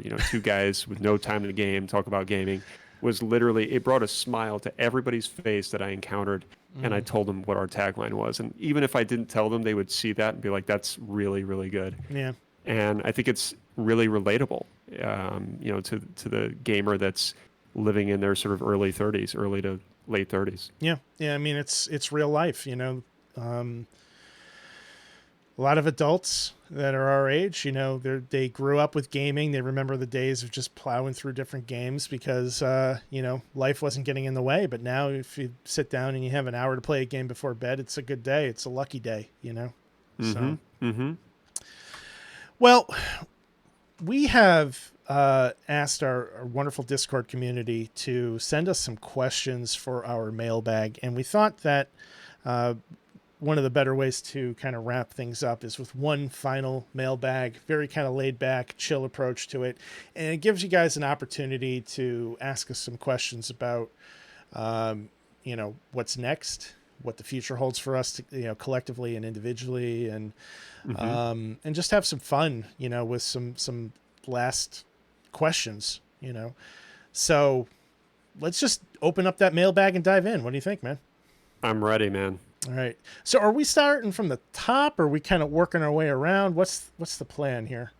Yeah, I mean, we could start from the top. I thought that a couple of these questions were interesting. We actually have Killer Sirach who said, what does the video game adaptation of Will and Drew's gaming retrospective look like? This was really hard, Drew, because I don't really know, but I can say these things. Probably a side scroller, because we would be able to stay focused. However, an open world is also realistic, as we cannot stay focused. So hopefully that makes sense, but I feel like it does for the kind of gamers that we are. So what you're saying is it's a 2D side scroller in an open world. Yes, because we would be able to stay focused for a certain amount of time, and then we'd be unfocused in the open world aspect of the game. I, So, I very difficult question. I would say that the first 5 hours of the game are a 2D side scroller, and then it just magically becomes an open world with a bunch of side quests that never get completed. So, Yeah, or that. yeah. Or that. Likewise, from Killer Sirach, in the movie adaptation of the Will and Drew's Gaming Retrospective video game, who are the actors cast in the leading roles? And Scooby. This one could go a lot of different ways. What do you have to say about this one, Drew? Well, Scooby Diesel says that you're played by Chris Evans and I'm played by Dave Bautista. Which I could tell you right now, I am nowhere near as good looking as Chris Evans, but I appreciate that, Scooby. Well, I will tell you, I am as good looking as Dave Bautista, and I appreciate the compliment. Dude, he's like in stuff now too, isn't he? Like I feel like I've seen his face on movie covers. Batista is establishing quite a career as an actor. And it's admirable because he's forging a different path than The Rock and John Cena have. He's trying to find roles as like a character actor. And, he's not relying on his physique to, for these roles in a lot of cases. He's a damn good actor, dude. Like, he had a small role in Blade Runner 2049. Phenomenal. Yes. Phenomenal. And I still need to see that movie, and I can't wait to see him in it. It's great. And, obviously, I think he's probably most famous at this point for Guardians of the Galaxy, which he's also done a tremendous job with, too. But, yeah. Yeah, man, Sekiro is asking... Oh, okay. He's saying, yeah, watch Blade Runner. And I agree. 100%. I think Batista's in Dune as well, too, which would make sense because it's the same director. The upcoming Dune movie. Yes. I'm fairly sure he's in that as well. So... Yeah, that one is definitely high on my radar. There's an actor in that was in a movie called The King on Netflix, which was very good. He's a French actor. He's up and coming. And then the soundtrack for Dune is being done by Hans Zimmer. So nice. It's red flagged for me. Nice. Excellent. Yeah, I'm looking forward to that, too. I can't wait to see it. Let's see here. I guess we didn't really answer Killer Sirach's question, though. Who would play the leading roles? Stephen Merchant for you. And okay, I don't know who that is. Google him real quick. And I think Stephen Merchant? Yes, Stephen Merchant. Okay. And for me, I really don't know. Oh, he's a comedian, huh? He is a comedian, but he's also tall and thin and wears glasses. And he's this guy, yeah. He's British. Yeah, he's in An Idiot Abroad or something. Yes, Idiot Abroad. He's in that, but he's done a lot of other stuff too. He's super talented and really funny. So. And the Ricky Gervais show, yeah, both of those shows are absolutely hysterical. Yep. Yeah, big fan of Ricky Gervais too. Let's see here. Another one from Killer Sirach. He just loaded the mailbag before we even opened it. He always does. Now that we're halfway through 2021, are there any candidates for your top 10 of 2021? This one was tough for me, Drew, because I feel like, as you know, I'm a pretty picky gamer, and this year is far from over in a lot of ways for gaming. So I put Returnal. I'm pretty sure it came out this year. I'm almost 110% positive it came out this year. Because I was kind of late to the PS5, so I had to think about it. But that's all I really had, because all of the other games that I'm interested in and that I'm still playing are not new. Right. From this year, at least not to my recollection. So I could definitely say Returnal. I know it's not a top 10 for you, GD, there, but... Yeah, Returnal came out in April. So you're definitely on point there. See, and Astros. But again, that's last year. That's last year, yeah. I mean, it's tough because with COVID, everything has kind of gotten slowed down. So game releases have been pretty sparse. And I feel like there just haven't been a ton of new releases. At least not ones that I would be like clamoring to talk about. MLB The Show is on my list for sure. Mm-hmm. Hades for the Xbox side, but it's not a brand new game. Like, that came out last year on a bunch of other platforms. I'm just kind of scrolling through, the list of all the games that came out this year, and there's just not a lot that jumps out at me that came out in 2021. And just by nature, You and I tend to play a lot of games that are a few years old anyway. So it's almost kind of alarming in a way. Like when I saw this question, I was like, my mind is blanked, and that never happens. I feel like I could always shoot off, 5 or 6 games a year. But this year has just been so strange, I think, in a lot of ways for games. And there's been a lot that's come out, but at the same time, I guess in the realm of what I like, there just hasn't. There hasn't been a lot. Nintendo dude in the chat just says Resident Evil 8 is the best game I haven't played this year. Yeah, so much chatter about that game still. I know if Epic Outro were still behind a keyboard, he would be mentioning Resident Evil 8 as part of his top 10. And I think there's good reason for that.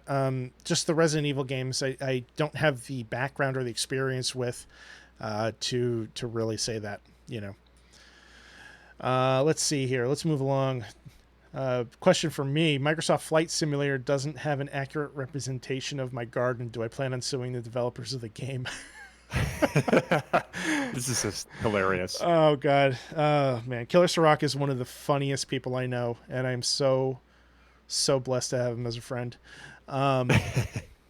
Let's start working on that lawsuit, buddy. I need your help. I hear you're a lawyer. You're an expert in bird law, and I think I could use that. And I can't see my tomatoes in my garden. Let's see here. Another one from Killer Sirach. When can we expect the all-musical episode of the podcast featuring Will and Drew breaking out into a song every few minutes? Well, sadly, this is the last episode, so I guess... right. I guess it's not that chance just is never going to come. Oh, goodness. Sorry, Majid. Oh.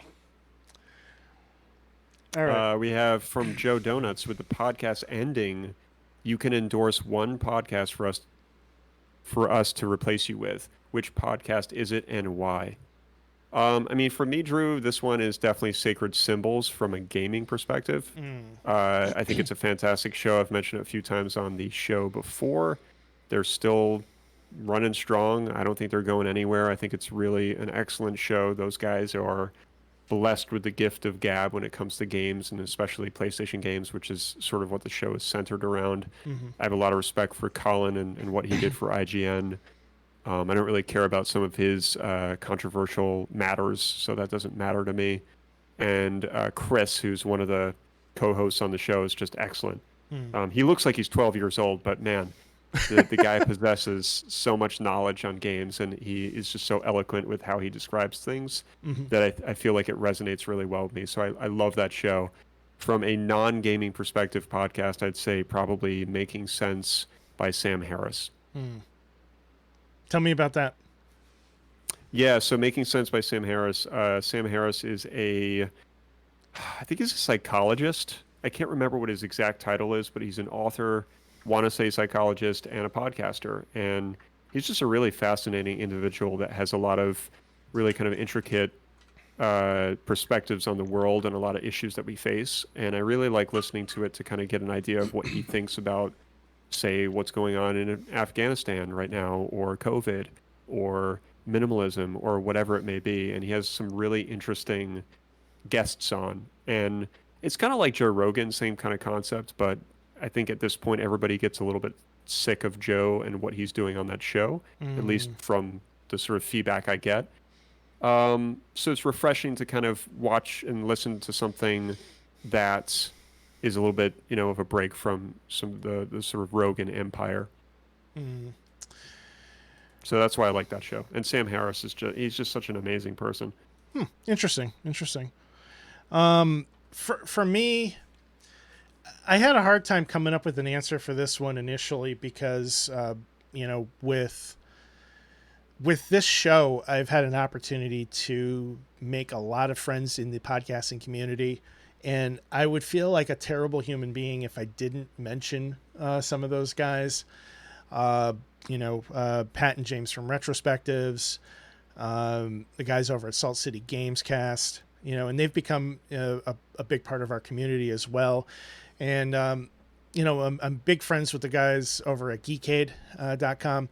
And that's kind of leads me to my final destination with this, because when I was thinking about podcasting, professionally, I guess it's professionally. When I was looking to do a podcast, right?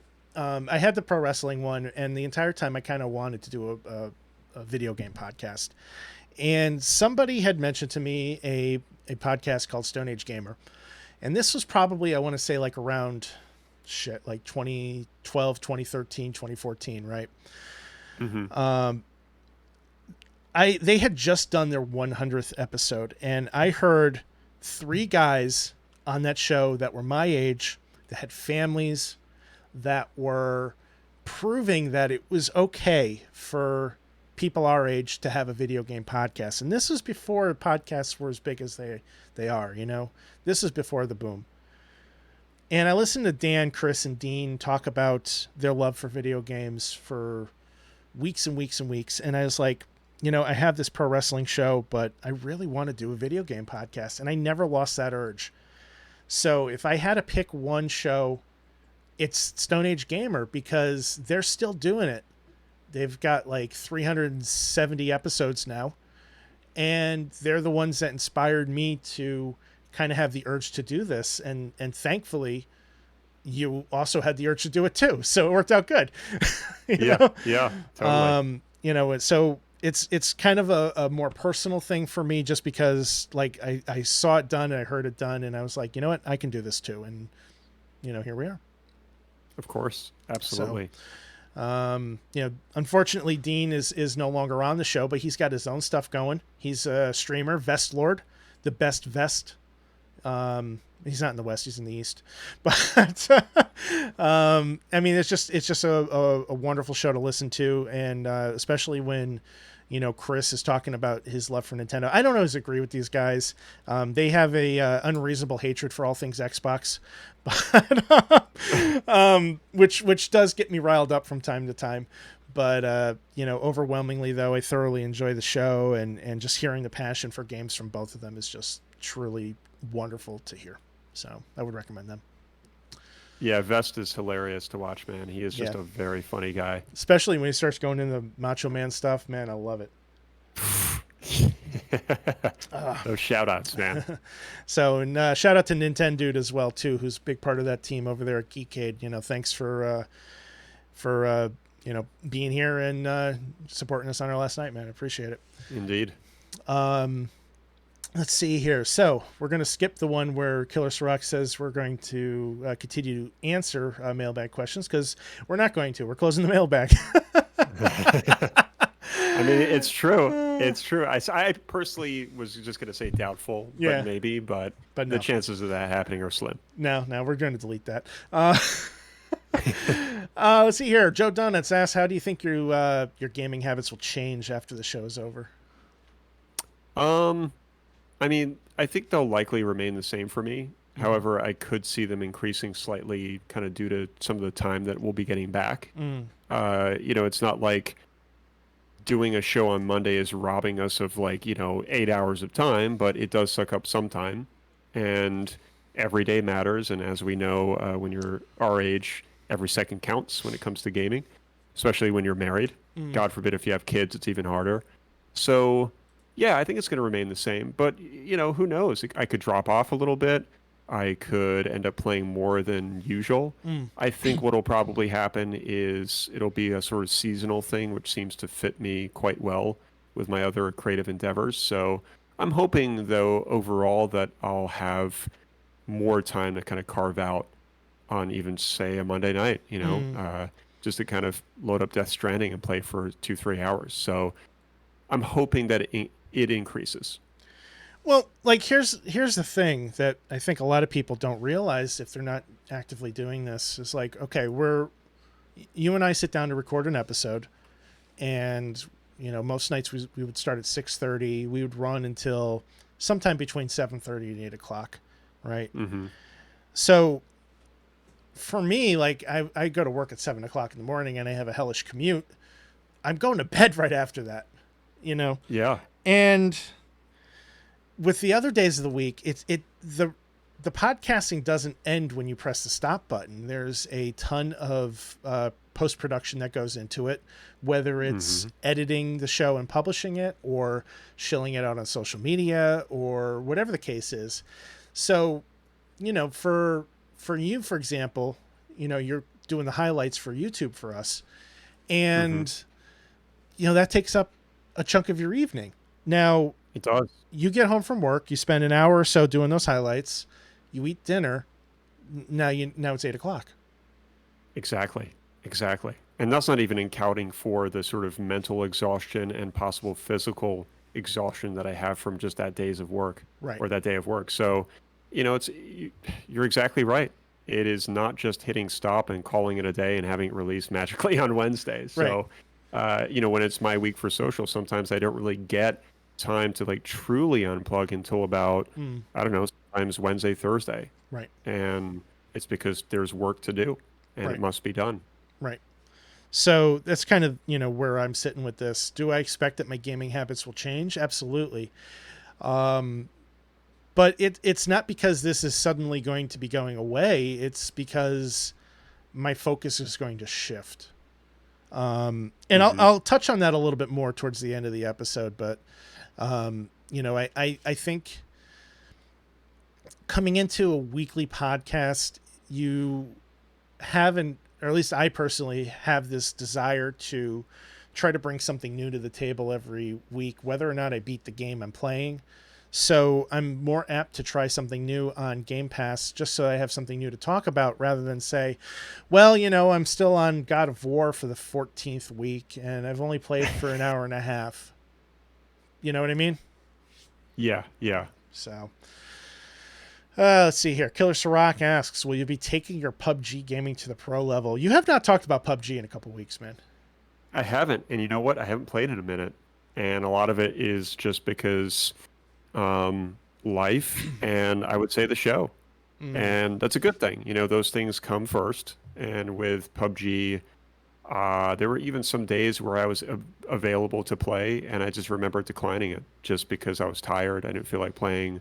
I wanted to focus on something music-wise or I had some adulting to do. But I'm hoping to get back to it soon because I have been thinking about it lately and I haven't played in a while. And my buddy Mike at work has kind of stopped asking me. So he's probably realized that I've just taken a small hiatus. And Vic is kind of like my trainer in that game. So I need to spend more time with him. He's kind of like my sort of cane and kung fu. So I've got to learn to be a pro, and that's only going to happen by playing more with Vic. So bring it to that pro level. I would say, man, if we're talking like seriously, another like year or so, I would say. But from a comical perspective, then probably never. Fair enough. Puxor asks, now that you all have time to play games without making a gaming podcast, what game are you going to beat and how quickly can you empty your backlogs? So the first part of this we already answered with our previous segment, but as far as emptying the backlogs, I just genuinely don't see that ever happening. Like, that's just not a possibility in any world for me. It's like, I mean, at this point, it's like obtaining Jeff Bezos's like net worth. Like, it's just never going to happen. Yeah. Let's see here. Scooby Diesel. What will you miss most about the show ending? What do you think the highlights of the show was? What are you happy about knowing the show has come to an end, and why are we crying? So yeah, let's just start from the beginning Pick of this that. apart. Yeah. Yeah, I think this is a good one because it obviously is very much the theme of this show. This particular show in particular. Double negative there. But I would say what I miss about the show, or what I will miss about the show ending, is, man, just chopping it up with you, man. Like, talking shop about games. That's the best part about what we do, and I think it's always been the best part. I think some of the highlights were doing game reviews and special episodes like March Madness, even though that was just such a haul to get through. It was different and it was fun, and it kind of broke up any possible staleness, in what we do, because the core of our show is kind of the same theme. What are we playing? Is there a game to review? What's going on in the gaming news world? And that's kind of it. And that's been great. And of course, all of the hilarious moments too. Like, we've had so many bloopers. We've had so many good laughs on the show with guests. That's another highlight, having tremendous guests on the show. We've had quite a few. We've had some repeats. That was always fun. And just kind of, I don't know. Like, I think the second part of the question in terms of, or the third part rather, what are you happy about knowing, or happy about knowing that the show has come to an end, and why are we crying? The crying part I can't do anything about, Yeah. but I think that I could probably speak for both of us on this part, that we're excited to explore some of our other creative endeavors and have more time to do so. Mm-hmm. And the podcast was one of them, and will always be a part of our lives, like, kind of just in our hearts and minds. But now going forward, I think it's going to give us a lot more breathing room to expand on what we're going to be doing, which we're going to talk about later on in the show. So Right. that's kind of my answer, man. Yeah, I mean, I don't really have too much else to add. I miss doing like the random in-person recordings that we did, and like things like the round table. And you and I always wanted to do more of those, and the pandemic sort of put a halt on that initially. And then when we both got vaccinated and it was safe to get together, time was the issue at that point. So we don't live close to each other. It's a solid hour plus to get to each other's houses. And so any time that we spend together in person has to be deliberate and intentional. And it's tough to balance both hanging out and having a good time with the podcast, which, well, in some ways it is hanging out and having a good time, it's also work. So it's kind of like the strange dichotomy between these two things.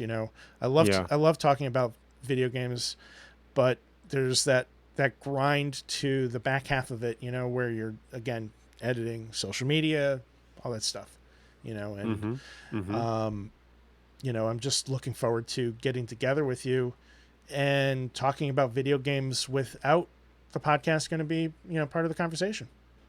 Yeah. I mean, what you just touched on is so true, man. I mean, it's no different than, what you see on YouTube or social media. There, that picture is a picture, but what went into making that photo is, a lot of work in a lot of cases. Yep. And it's very easy to just think, hey, we're sitting down and hitting record, but there's just so much going on before and after the show that, right. Getting that time back is going to be nice for us to pursue our next endeavors. So I will say that I am particularly proud of the March Madness stuff. I'm particularly proud of the roundtable that we did for episodes 50 through 53. Although in hindsight, I don't know that I would have split it up into 4 episodes like the way that we did. I think I just would have kind of uploaded it as one. I don't know. But I think the best part of this entire thing has been the community that we've built in this amazing hodgepodge of 2 distinct groups of friends coming together and making this wonderful, just incredible place to talk about video games. Yeah, 100%. And I think what makes Scooby's questions kind of difficult to answer is it's kind of everything. If I really think about it and we have time to kind of marinate on this as we speak, I would say my answer to the first part of the question is everything. Yeah. Everything about this show has been such a blast. Some of it's been kind of grueling to get through certain aspects of it, but that's part of the process. And in the end, I always enjoyed it.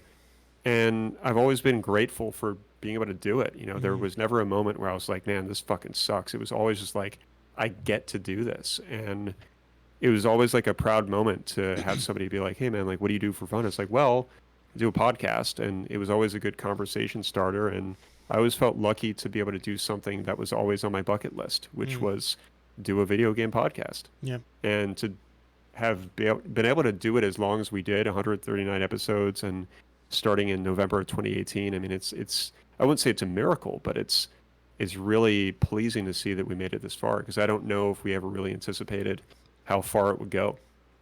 Yeah, I mean, I didn't. I just kind of figured it would just go as long as it could. And it has. Yeah. So. Yeah. Let's see here. Puxor asks, the last show means that we need recommendations. What new game should we all play? What classic game? I would say probably for newer games, Returnal. Hate to rehash it, but I think it's a game that everybody needs to try if they own a PS5, and it is a new game. I put Inside on my list as well as Astro's Playroom.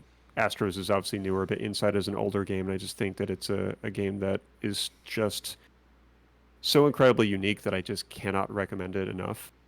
As far as a classic game, definitely Star Wars Shadows of the Empire. Let's see. I mean, Hades is consuming my gaming time right now, so I would go with that. Classic game. I feel like not enough people have played Flashback to Quest for Identity. That is a game that I have spoken about on numerous occasions over the past 139 episodes. And if you haven't played it, play it. If you have, play it again. It is just a tremendous game. Flawed, deeply flawed, but still, I think, just a wonderful experience from top to bottom. Let's see here. Son of a Bitch asks, can we expect to see any Will and Drew collaborations maybe someday down the road? I mean, absolutely. Big yes. Both Drew and I are incredibly creative. We have a lot of creative energy, and I think that there's clear synergy that we've had on this show, and there still is with not only the show, but our friendship. So I think that this is not really, it's the end of the show, but it's not the end of our collaborations. So right. I wouldn't be surprised if I find myself on a podcast in the future, if you're doing one, vice versa, working creatively with music together. For people that don't know, Drew used to be in quite a few different bands. So I could totally see you just whipping out a guitar and, collaborating with me on something and me helping you out with music, when it comes to a video series or a movie or something that you're doing. So no doubt. Yeah. I mean, everything you said is what I would say. There's been a couple times where you've sent me a new track or you've said, hey, listen to this. And I've almost gone downstairs and grabbed my amplifier and whipped out the guitar and just started, noodling around on it. But it's not something that I've done quite yet. But one of these days, Will, it's going to happen. But yeah, man. Love it, man. Like you said, it's the end of Will and Drew's gaming retrospective, but it's not the end of Will and Drew. So no, far from it. We've got more creative energy to bounce off of each other, and it might be a few months before it starts happening again. But I'm sure you'll see us again doing something together at some point. 100%. Let's go to Patrick from Retrospective's podcast. Drew pitches your perfect Star Trek game. Oh boy. It can be a bridge command game, a tactical explorer, and shoot 'em up, an RPG, anything. What to you would be the perfect way to explore the Star Trek universe in video game form? I've been thinking about this all day. Sekiro in the Twitch chat just said Mass Effect: The Next Generation. And you know what? That's a really good point, man. Like, I think a Star Trek game with a Mass Effect engine would be a fuck ton of fun. I mean, KOTOR is a prime example of how that can work in an established universe. So, that being said, I think I wanted to try to take elements of some of my favorite Star Trek games and kind of find a way to make them jive. And one of my favorite Star Trek games is actually Star Trek Legacy, which came out 2006 maybe. It's basically a ship simulator kind of thing. It's with a focus on combat, and you are able to play as a bunch of different ships from the Star Trek universe, and you can have a squadron of up to 4 ships. And you go on and you face off against another squadron of up to 4 ships, and you have these epic battles, and you can warp in and out of the area, and you got phasers and torpedoes, and you've got repairs that you have to prioritize, and each ship handles very differently from the other. And I think while that game had a lot of issues, I think it mostly nailed the combat of Star Trek in a pretty satisfying way. The smaller ships were able to kind of do that run and gun approach, while the larger ships, like the Enterprise, for example, kind of came off as more of like a naval battle, where you have this big hulking ship that just takes so long to turn. And I really like that aspect of it, but I think if we could find a way to combine that with the peacekeeping aspect of Star Trek, where you have these characters who are going to these worlds and solving dilemmas. And, unfortunately, not all dilemmas in Star Trek end with a peaceful solution. You know, sometimes there's war. But I think if there's a way to integrate that battle system with some sort of a exploratory system, maybe something like an RPG, or I'm not really sure, but I think Mass Effect is a great direction to take inspiration from. Good choice. Will, what's your favorite video game soundtrack, and what's your favorite film soundtrack? Instinctively, I went with the Deus Ex soundtracks, and that's not just trying to favor Patrick because I know he's a big fan of those games, but I truly, truly love every single track on Human Revolution and Mankind Divided. Both those soundtracks are just phenomenal. I wish that Michael McCann, the composer, did more because I don't know if he's done too much outside of those two soundtracks. But ultimately, if I had to choose one, it'd probably be Skyrim. I mean, I love that soundtrack from beginning to end, and I've listened to it probably more than any other game soundtrack ever.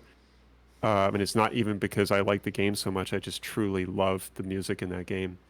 And then as far as movie, this is hard because I'm such a movie buff and I love movie soundtracks. So Interstellar or Drive, I'd say. Huge fan of Hans Zimmer. He did a tremendous job with Interstellar. I think everybody knows that. And then Drive is just a phenomenal soundtrack of just these kind of 80s throwbacks that are sort of new. It's like, retro wave kind of stuff, which I'm really into. People that listen to my music, I'm sure, are able to tell there's some inspiration there. And this is just extremely fitting for the film. So I love that soundtrack. I've listened to it countless times. Yeah. Excellent choices, man. Excellent choices. Let's see here. We answered the questions above the original request already. I spoiled 12 minutes at the beginning of the show. Let's see here. Data Dive asks, Will, what is your inspiration for music, and have you ever thought about submitting tracks for a game? Yeah, this is a really good one. I appreciate you asking because it's a pretty interesting answer and one that's somewhat uncommon. So my parents are European, and when we moved here to the US when I was 7, they were into like a lot of like European like music, like a lot of like new age stuff, like Enigma, Enya, movie soundtracks, just like a lot of like world music, if that makes sense. And I grew up listening to that kind of stuff in the house all the time, classical. And I just kind of grew fond of some of that stuff. And then as I got older, I just started listening to movie soundtracks, Braveheart, Last Samurai, all that stuff, had it all on CD. And a lot of that music that I listened to when I was younger, I feel like kind of bleeds into some of the orchestral stuff that I've made on my SoundCloud. And now I'm kind of moving into some more electronic and retrowave stuff, which I'm also a huge fan of.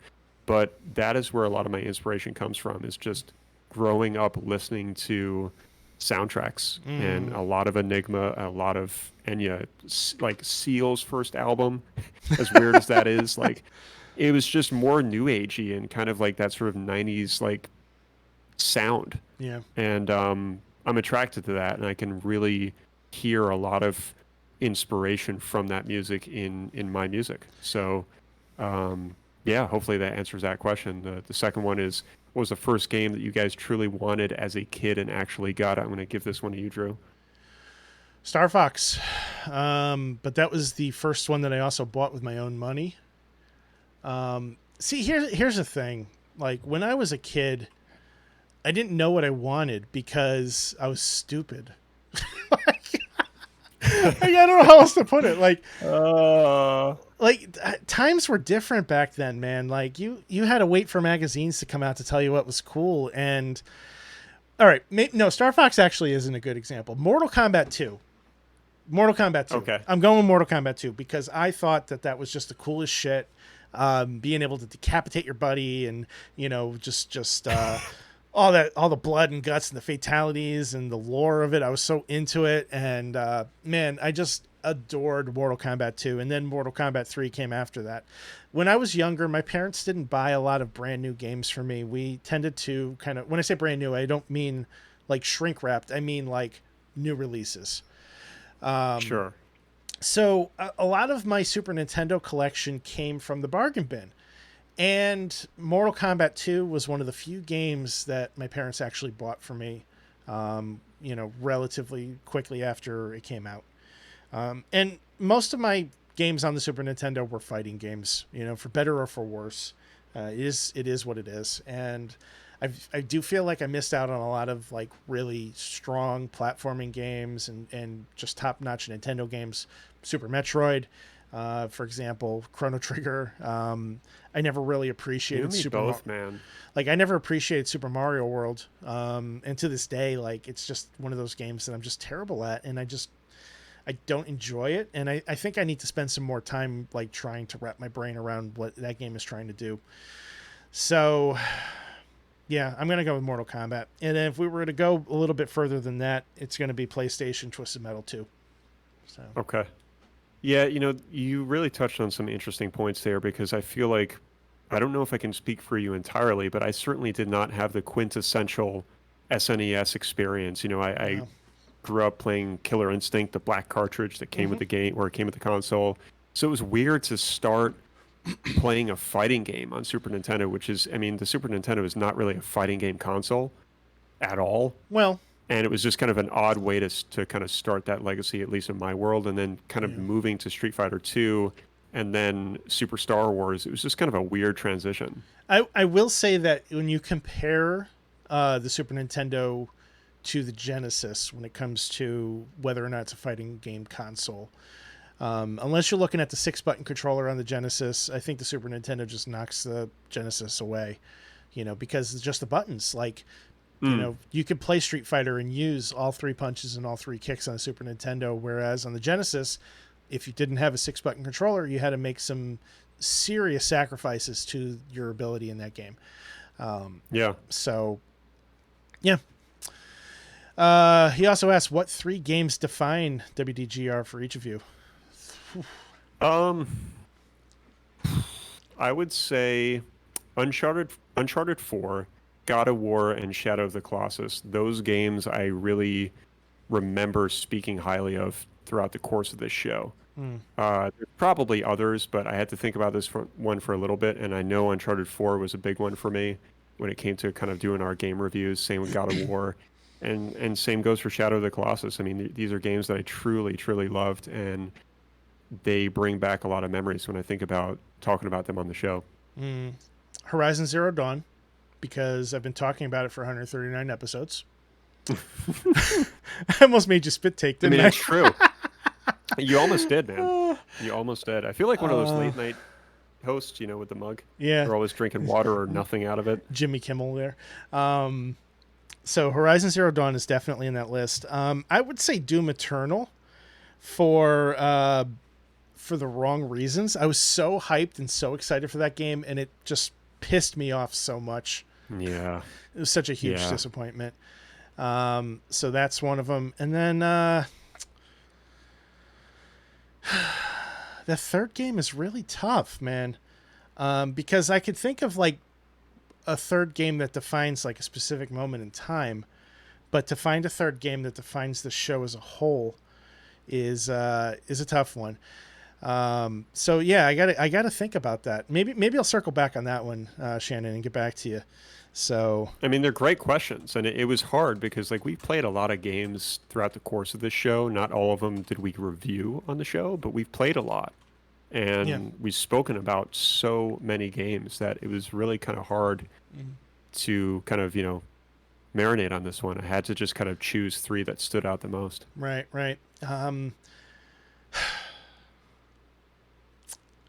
gonna have to circle back to that third one. So Shannon, make sure hit me up for that later. All right. Privately, because we're closing this. It's already closed. God. Okay. And then finally, from Shannon, Drew, is this your final podcast? And I think the quick answer is no. I'm gonna kind of get into that a little bit more detail, but as I said before, podcasting is pretty important to me. It's something that I've enjoyed doing, since I had Ring Wrap back in 2012, 2012, I want to say, was when we started the podcast for that. Or no, it was even sooner than that.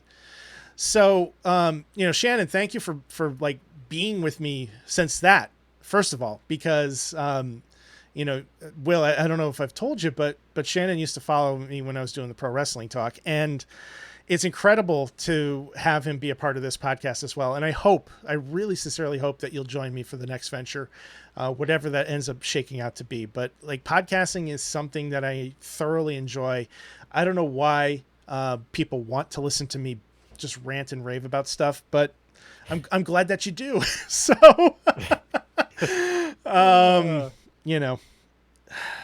that's kind of the short answer. And I have a plan, and I don't know if it's going to come to fruition, but I do have a plan. So, well, I trust in Drew Kozlik.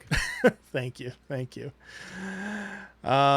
So that closes the mailbag, and that is our last mailbag for WDGR. So thank you to everybody who submitted one. If you're tuning in just now and you want to be a part of the conversation going forward, please check out our Discord room. There's a link for it scrolling on the bottom of the screen, or just check out the show notes, or hit up our website, WDGRpodcast.com. There's a link for the Discord room in any of the episodes as well, too. We'd love to have you be there. It's a great community of just awesome people, and I'm so happy to have you all there.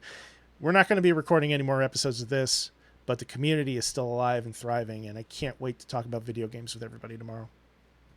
Well said, brother. So I guess that brings us to the last topic for the evening. I think it does, my friend. And I just refilled my ugly trophy mug. So I'm gonna go first for this one, and because I want the floor to be yours on the way out. So what's next for us creatively? And for me, I think I'm going to be taking a little bit of time off to kind of collect myself and start planning the next steps. But there's two things that I mainly want to focus on creatively, and that's video content and more audio content. Before we started doing Will and Drew's Gaming Retrospective, I was trying to make videos under the moniker Retro Sessions. And anybody that's tried to make videos on their own knows how difficult it can be. Imagine somebody with zero training trying to use a cell phone to make a very complex video. And it was just a disaster. It was just an absolute disaster.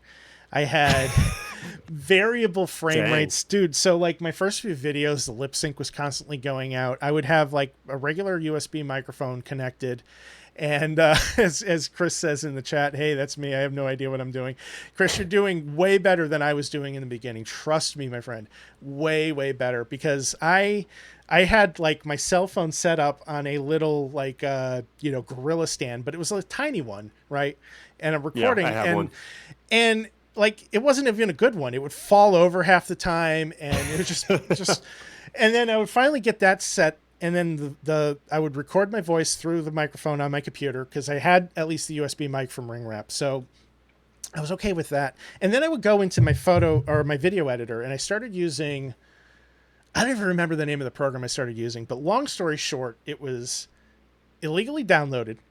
It was, and everything would just go out of sync. So like I would start recording, and then halfway it would just be like my voice, kind of like what's been happening with your lip sync for the past 3 months, basically. Will. Yeah. So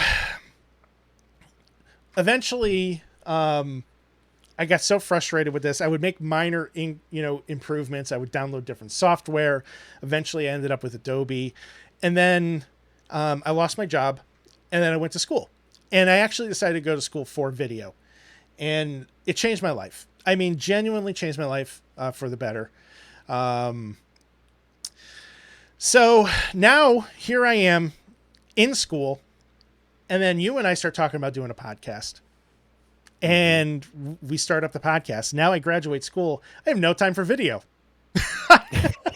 Because I'm doing the podcast with you, and it's just this loop, this grind that we've talked about. So I'm eager to try to get back into creating videos again. So retro sessions will be coming back. And I'm not sure how consistently all this is going to shake out because I'm going to be starting new hours at my job soon. So there's a lot of uncertainty as to how much time I'll have to work on things just based on the hours. But my plan is to stream once or twice a week and record the gameplay that I'm doing and make a video out of that content. So I'm going to try to like multi-purpose this content as much as possible. And to some degree, that's going to kind of like work in conjunction with a podcast that I have in mind as well too. And I guess I might as well announce it now. I'm hoping that my new podcast will work out. It's called Forever Unbeaten. And love the name. Thank you. I believe we actually came up with the name during a conversation in like a haphazard like pizza visit or something. It was just like I think we did. It was like a throwaway comment, and one of us said, "Hey, that's a good name for a podcast," and I never forgot it. So the concept is to sit down with a different guest for each episode, talk about a game that they've always wanted to beat but never did for whatever reason. Maybe it was a game that you couldn't afford when you were younger. Maybe it's a game that was too difficult. Maybe it's a game that you always heard about that you just never got around to. Let's talk about that. And then let's go and beat it together.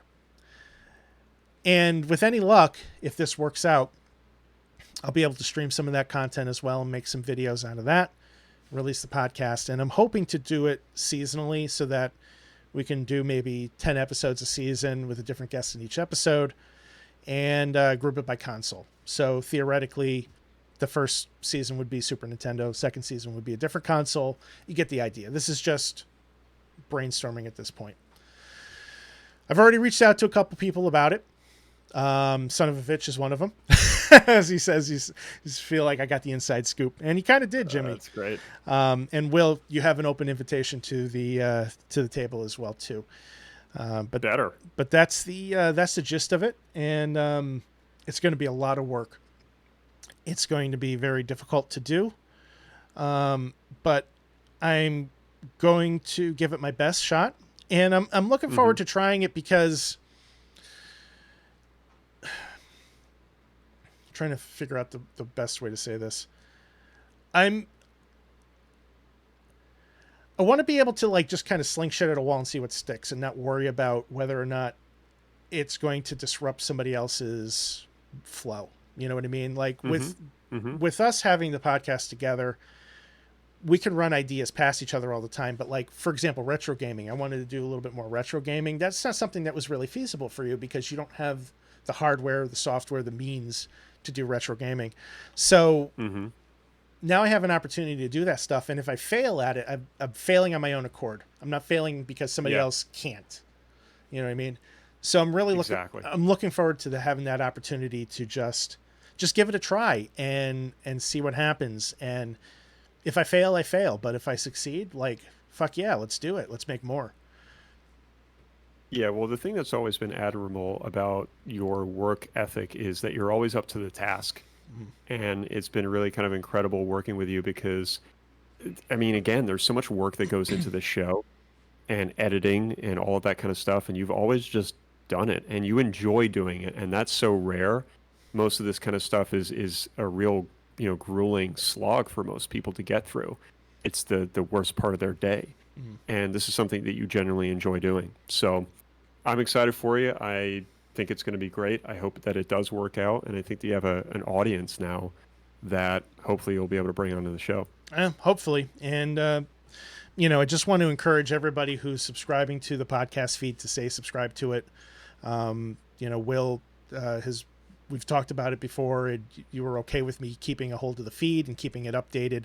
So at some point the feed will change into the new project.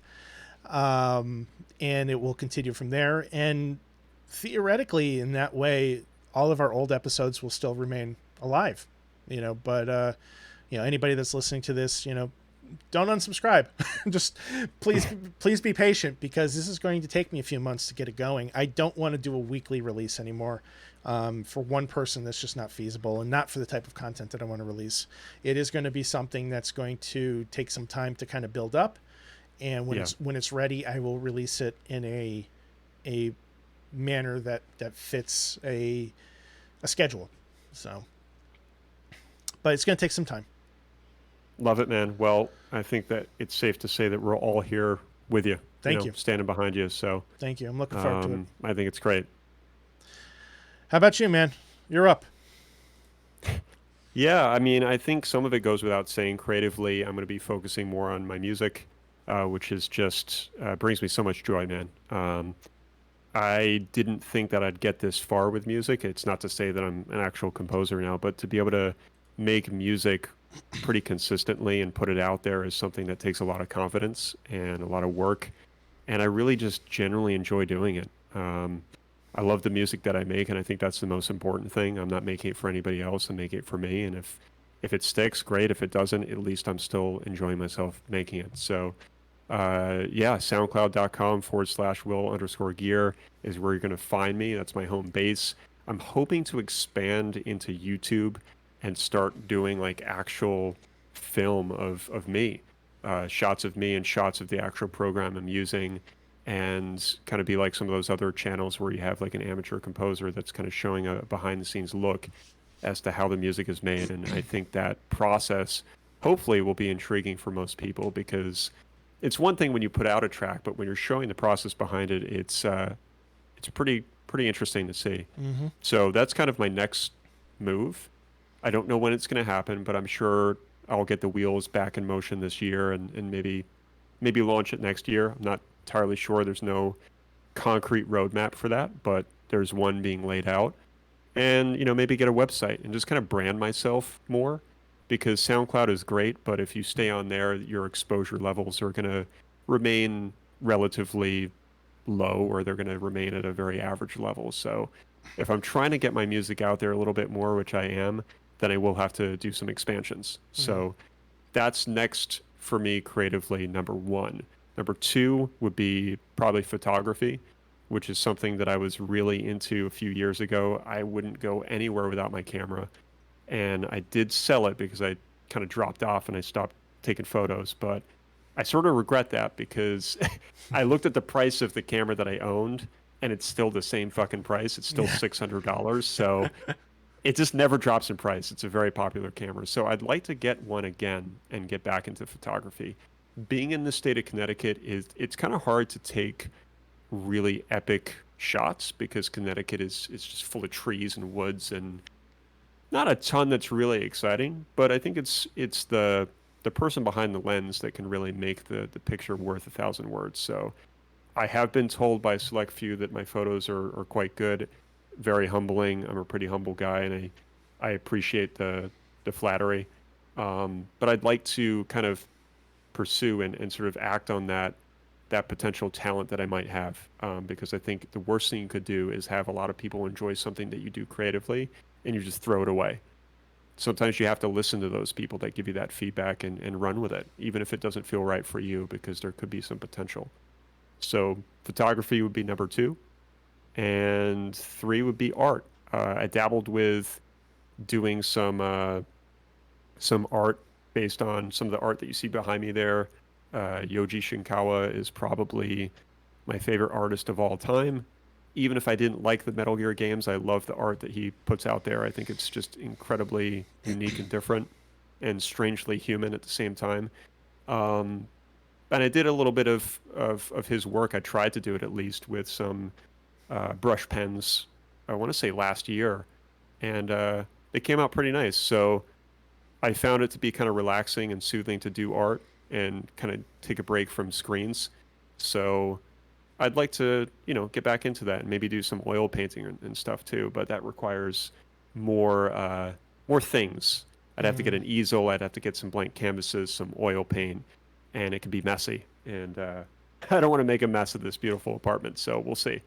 But yeah, those are my kind of top three creative endeavors, man, that are going to be filling my time outside of work and outside of just general married life.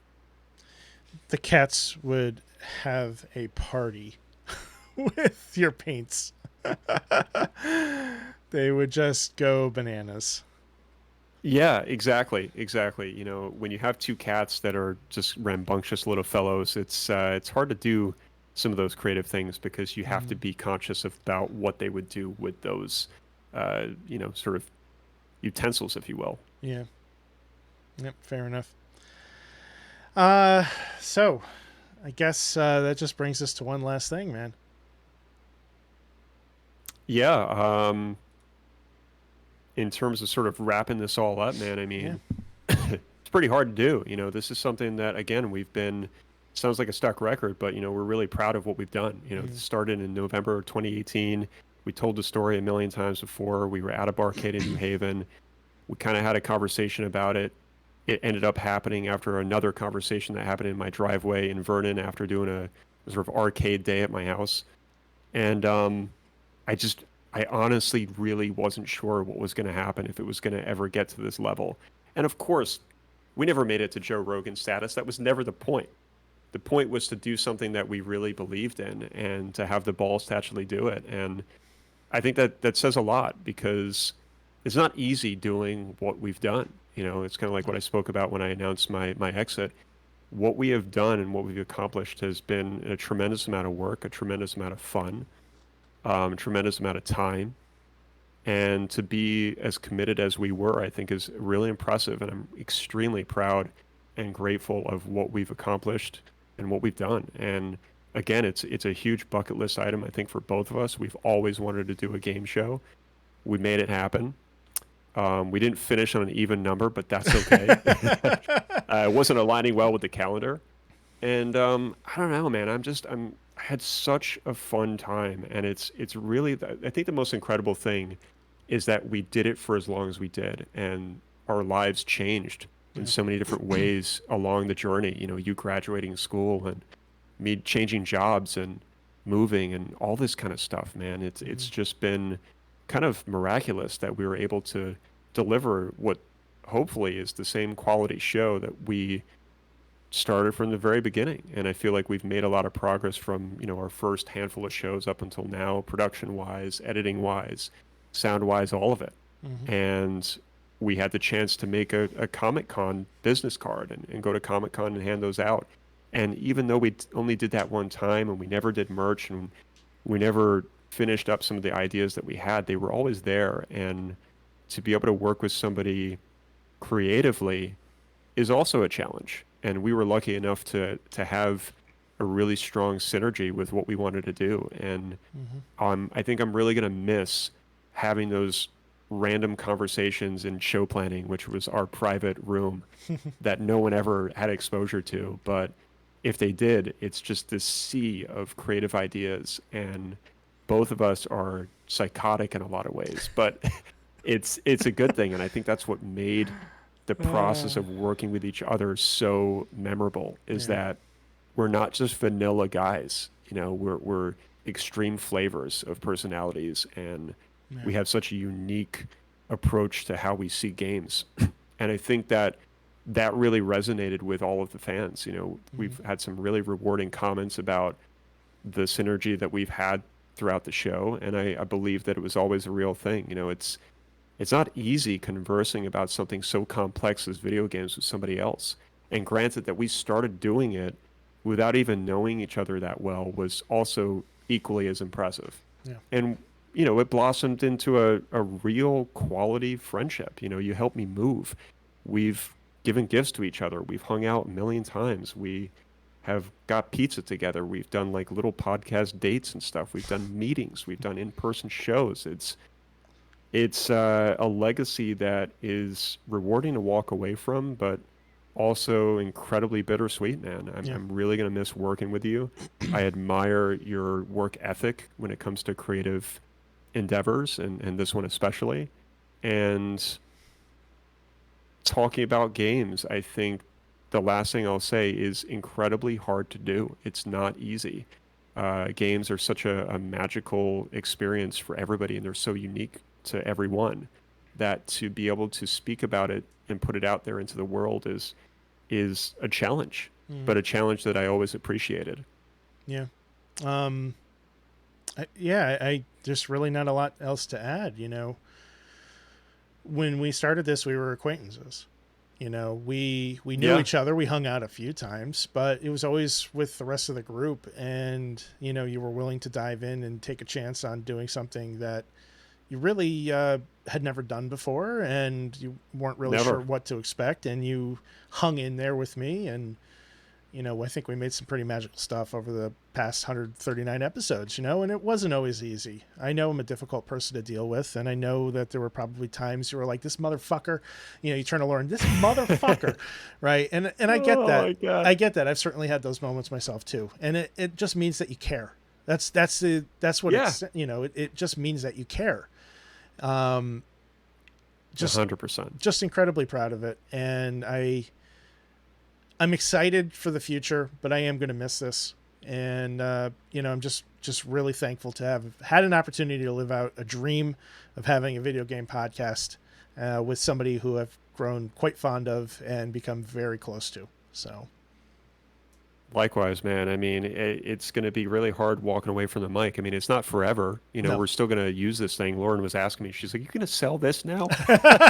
Because she obviously, I mean, she's married to me. I sell everything. Yeah. But I said, you know what? No. And I said it very confidently, which was, I don't know. I feel like it really kind of, it resonated with me when I said that, because I realized that this is not something that I can easily walk away from. I mean, we've been behind this fucking thing for 139 episodes for years.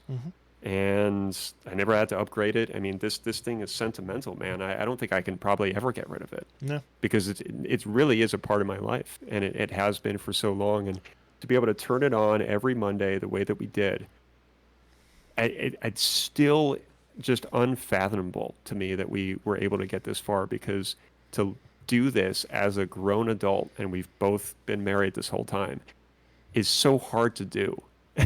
And we did it. And I cannot stress like how impressive that really is.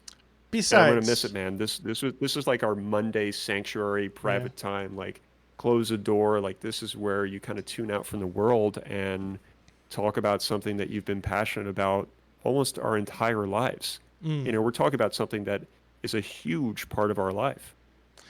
Besides, man, even if you do sell the microphone, like, how the hell are you going to record your didgeridoo?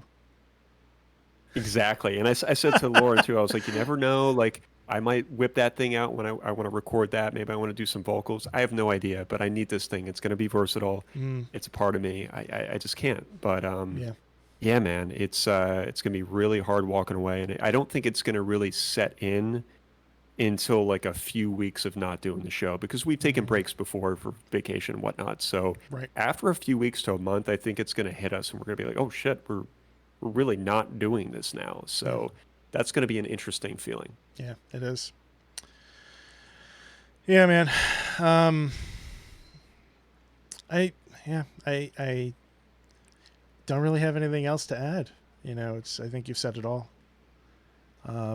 It's been a lot of fun. Yeah, it's hard to encapsulate too, man. It is. It's just years of memories. It is. And I think, for me, from my perspective too, like, we kind of alluded to it before, but, I'm incredibly thankful for all the people that I've had an opportunity to meet through the show, the Discord, all the friends that I've made, whether it's somebody from another show, another podcast, or somebody that you're close to that you introduced me to. I'm really bummed that I didn't get a chance to meet Joe and Bree in person when we were both at Comic-Con at the same time. But, I feel confident that day will come, Oh, yeah. And without this show, that never would have happened, No. And like, man, I'm glad you brought that up, because I've met people, you've met people, and it's been incredible, like trying to, from a guest perspective, going on this journey and trying to hunt down guests. Has been challenging, but then in some cases it hasn't been. We've had friends, we've had acquaintances, we've had people that we know through other people on here, and man, to have that opportunity to have guests on is also a huge thing. Yeah. So and community-wise, just to touch on one more thing, I just want to thank everybody. I want to thank everybody for believing in us and tuning into the show and listening to our crazy rants about games, because we're both, again, uniquely different with how we approach video games. And I appreciate everybody listening and giving us a chance and trying to understand our thought processes behind the games that we love. Yep. Well said. So, for the very last time, thank you to our Patreon subscribers, Keith Salinger, Nick Naylor, Shannon Willis, Pancake Ronan. Thank you so much for supporting us for these past few months. Check us out on our social media. You're going to be kind of quiet from here on out, but at WDGR Podcast. You can find us on the web at WDGRpodcast.com. But really the best place to find us at this point is our Discord room, because that will stay open. The conversation will continue. We'll keep flowing. And that's going to be the easiest way to stay in touch with us and follow along with our projects. So thank you to everybody. Thank you to you, Will. Thank you. And I'm going to miss you guys. Thank you so much. We'll see you down the road. Godspeed.